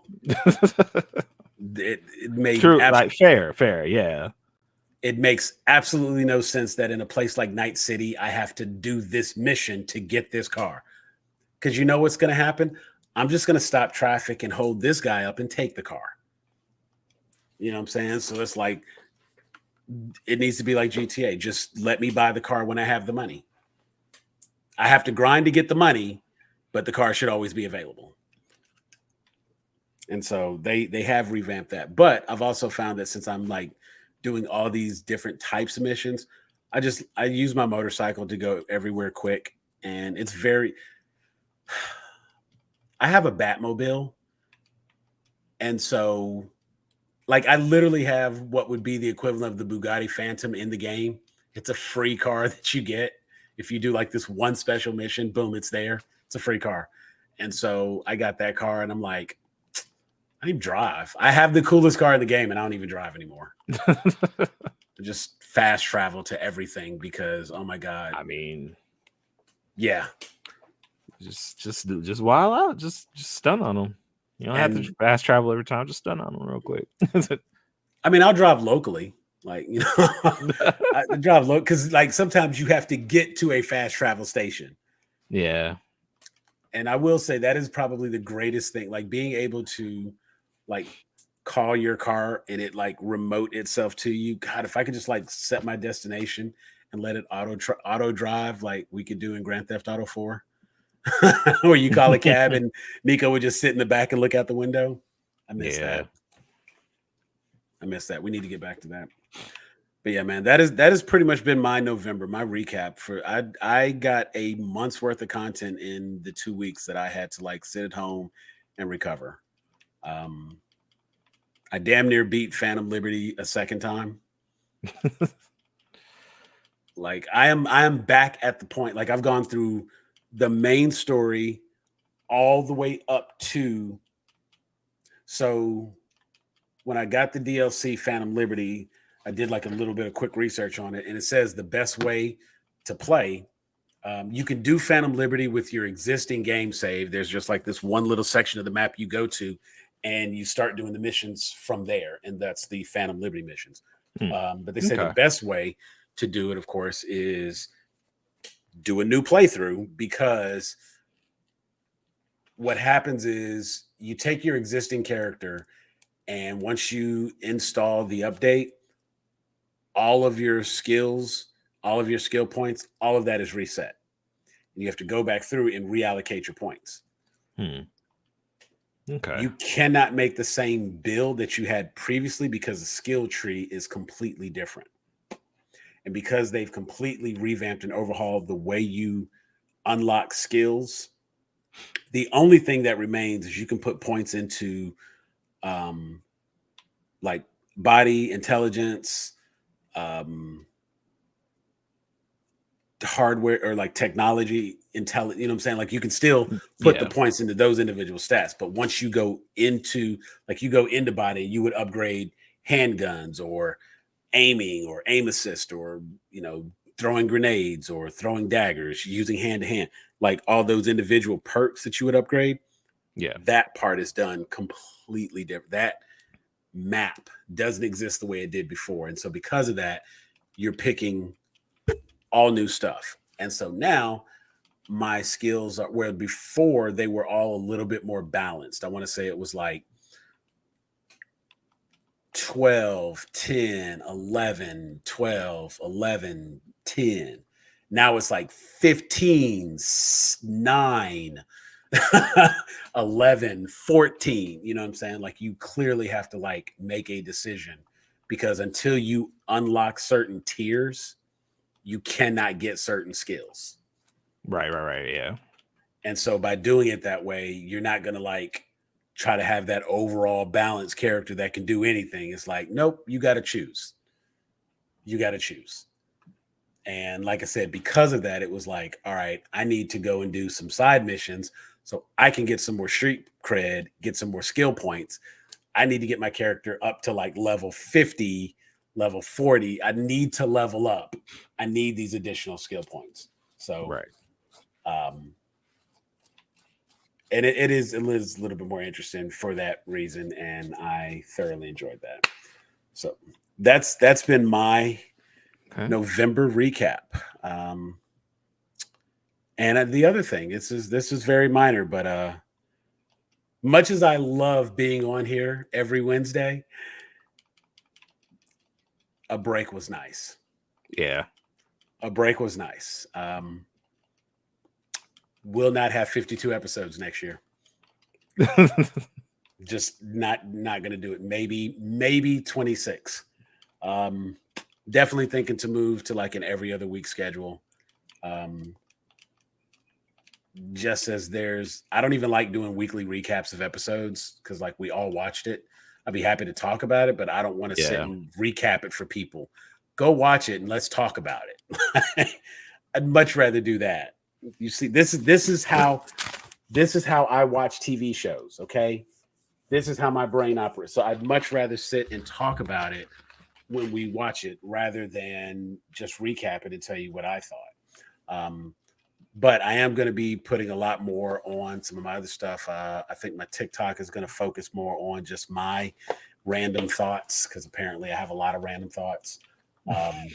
My Threads is going to be my viewing journal. As I watch content, as I watch different stuff, anime, TV shows, movies, whatever, I'm going to live thread, because I don't really use my Twitter. I don't know what I'm going to live sew. Is that what they call it on Threads? I don't know. I don't know what we're calling it now. But whatever it is, I'm going to try to make Threads my starting off place for that. So I'm going to put a lot more content on my Threads. It'll be my thoughts as I watch this and watch that, and I will kind of update people with where I am. And after I finish Attack on Titan and we get caught up and we get to have a special I was late, why didn't you tell me sooner episode of Attack on Titan, all the goodness, I'll let you pick the next thing that I have to sit and binge. So it will have to be something that's completed. Word. And it's going to have to be just as good as Attack on Titan is. I can tolerate being a little pissed off about the things that I see. I like the frustration. It's a happy frustration. But yeah, I'm definitely looking forward to it, man. So I'm thinking in December we will probably do a year-end recap. I'll try to get some of our other friends on to get us some guest hosts to come and talk with us, and we'll just do like what was great about 2023. We're getting ready to come to a close, and so I saw my Spotify year-end recap is available now, so it's around that time, man. Yeah, we're buddy. almost there. So I talked with Miss D. I talked with Denisha the other day, and she saw Thanksgiving, the Grindhouse, the trailer that was part of the Grindhouse feature, the Eli Roth movie Thanksgiving.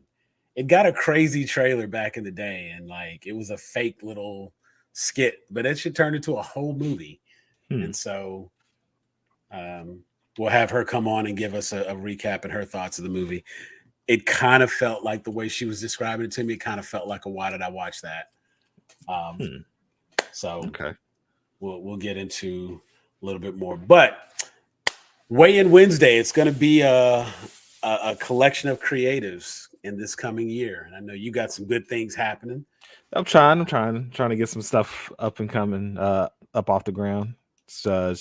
Schedule's just been all over the place. I can't really do as much as I want, Hey, 40 hours a week, I get it. Shoot, this week was like 80. Yeah, it's only so many hours in a day, bro. I get it. Yeah, I get it. And I'm while I'm happy to be working, I'm gonna tell you, the 2 weeks I was off, if they had allowed me to just like, you know what, I'm happy that I'm back and recovering. we just gonna leave it there. You know what? Because I probably could have like been doing some other stuff, but they was like, no, sit and da da da, and it was like my head was hurting, I couldn't. So it was like I had to sit in the dark room with the lights low. Yeah, shit was crazy, man. I ain't been sick like that in a minute. So happy to be doing better and on the road to full recovery. Probably got about 4 more weeks, but the irrigation treatments will continue. But hey, I had a wonderful tasting meal tonight. I could taste it. I could enjoy it. Flavors are a whole new thing. The way I reacted to some watermelon Kool-Aid the other day was so hilarious because like I literally thought it was pink lemonade. It had been in the like we've been making it for weeks, you know what I'm saying? And it wasn't until about a week after my surgery, I poured a glass. I was just used to drinking it. We have lemonade, and then we had the pink lemonade, pink lemonade, pink lemonade. And then I tasted, I was like, this is watermelon. This whole time, this has been watermelon. This isn't pink lemonade. It's like, no, now look at the cabinet. The pink lemonade is not even open. That's crazy. We have the country time. We have regular lemonade. We have pink lemonade. Pink lemonade not even open. Whole time I've been drinking watermelon Kool-Aid. Never knew it. That's how severe my taste buds were affected. Like I could not taste anything. So the fact that I can now taste and smell and breathe, it's glorious. But on that note, man, we're going to call it a night. We're going to wrap tonight. I want to thank you for hanging out with me for a little bit, man. Oh, yeah, for sure. It was a pleasure. I'm so excited.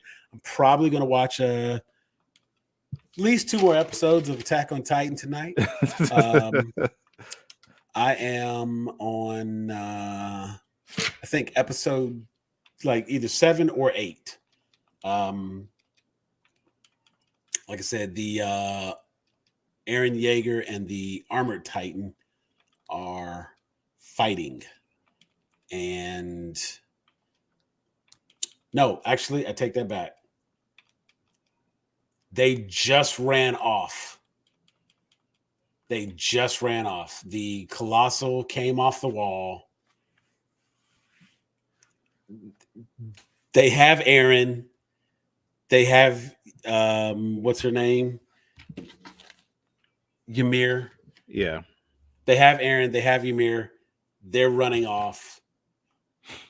Whatever episode is after that is where I am. So, yeah, I'm gonna try to get season 2 wrapped up and get on to season 3. Tired of them giving me questions and not giving me no answers. And when they gave me an answer, it was like such a slap in the face that they did it.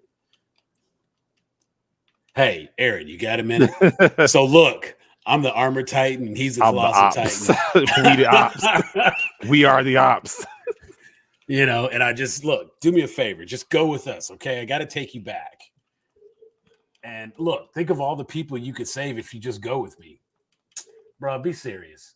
If you was really the armored titan, did you really think I was just gonna be like, oh yeah, let's go? Remember when I was like, I gotta kill all titans? You remember that? That was me. Yeah, I was just playing. Yeah, that'd be funny though, right? Right? That would be funny. Yeah. You know what? Nah, homie. Nah. You know what? I am that dude. What? I was like, man, how they just going so disrespectful to just like announce that in the middle of the episode like that. Just out here. And all I can think to myself is like, how pissed were people when that was new?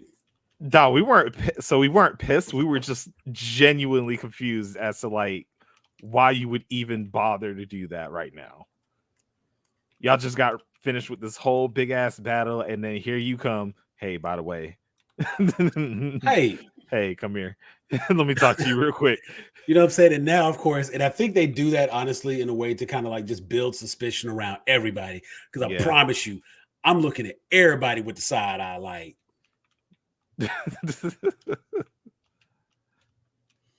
Except Connie. Connie too stupid to be a Titan. Connie's too stupid. Yeah.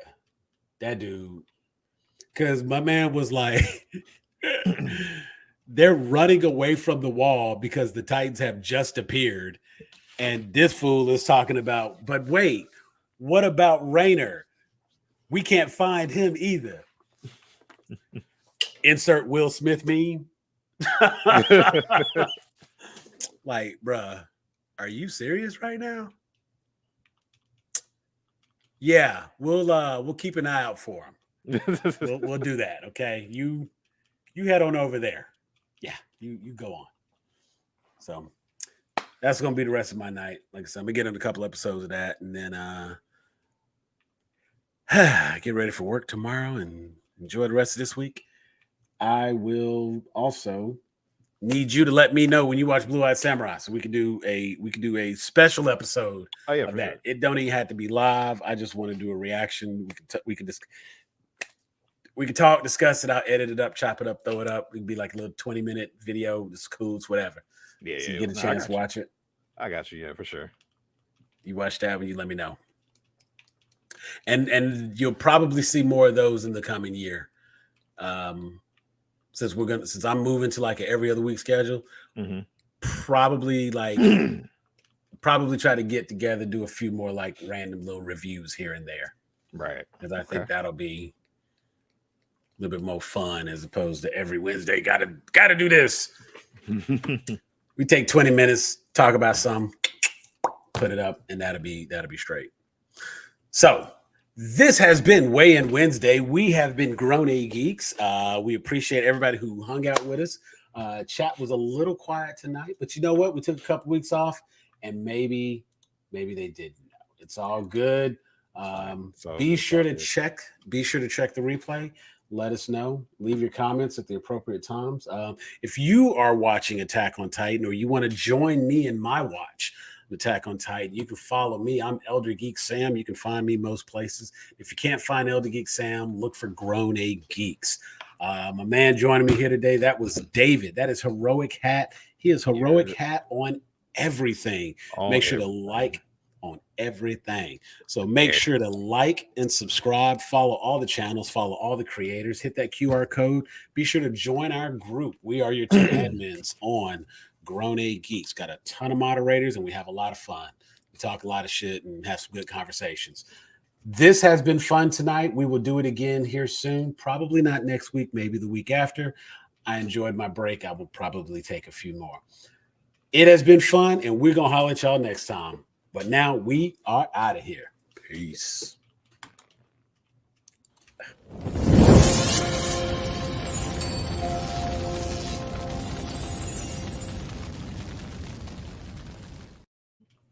Doggone button didn't want to click. Try to say bye.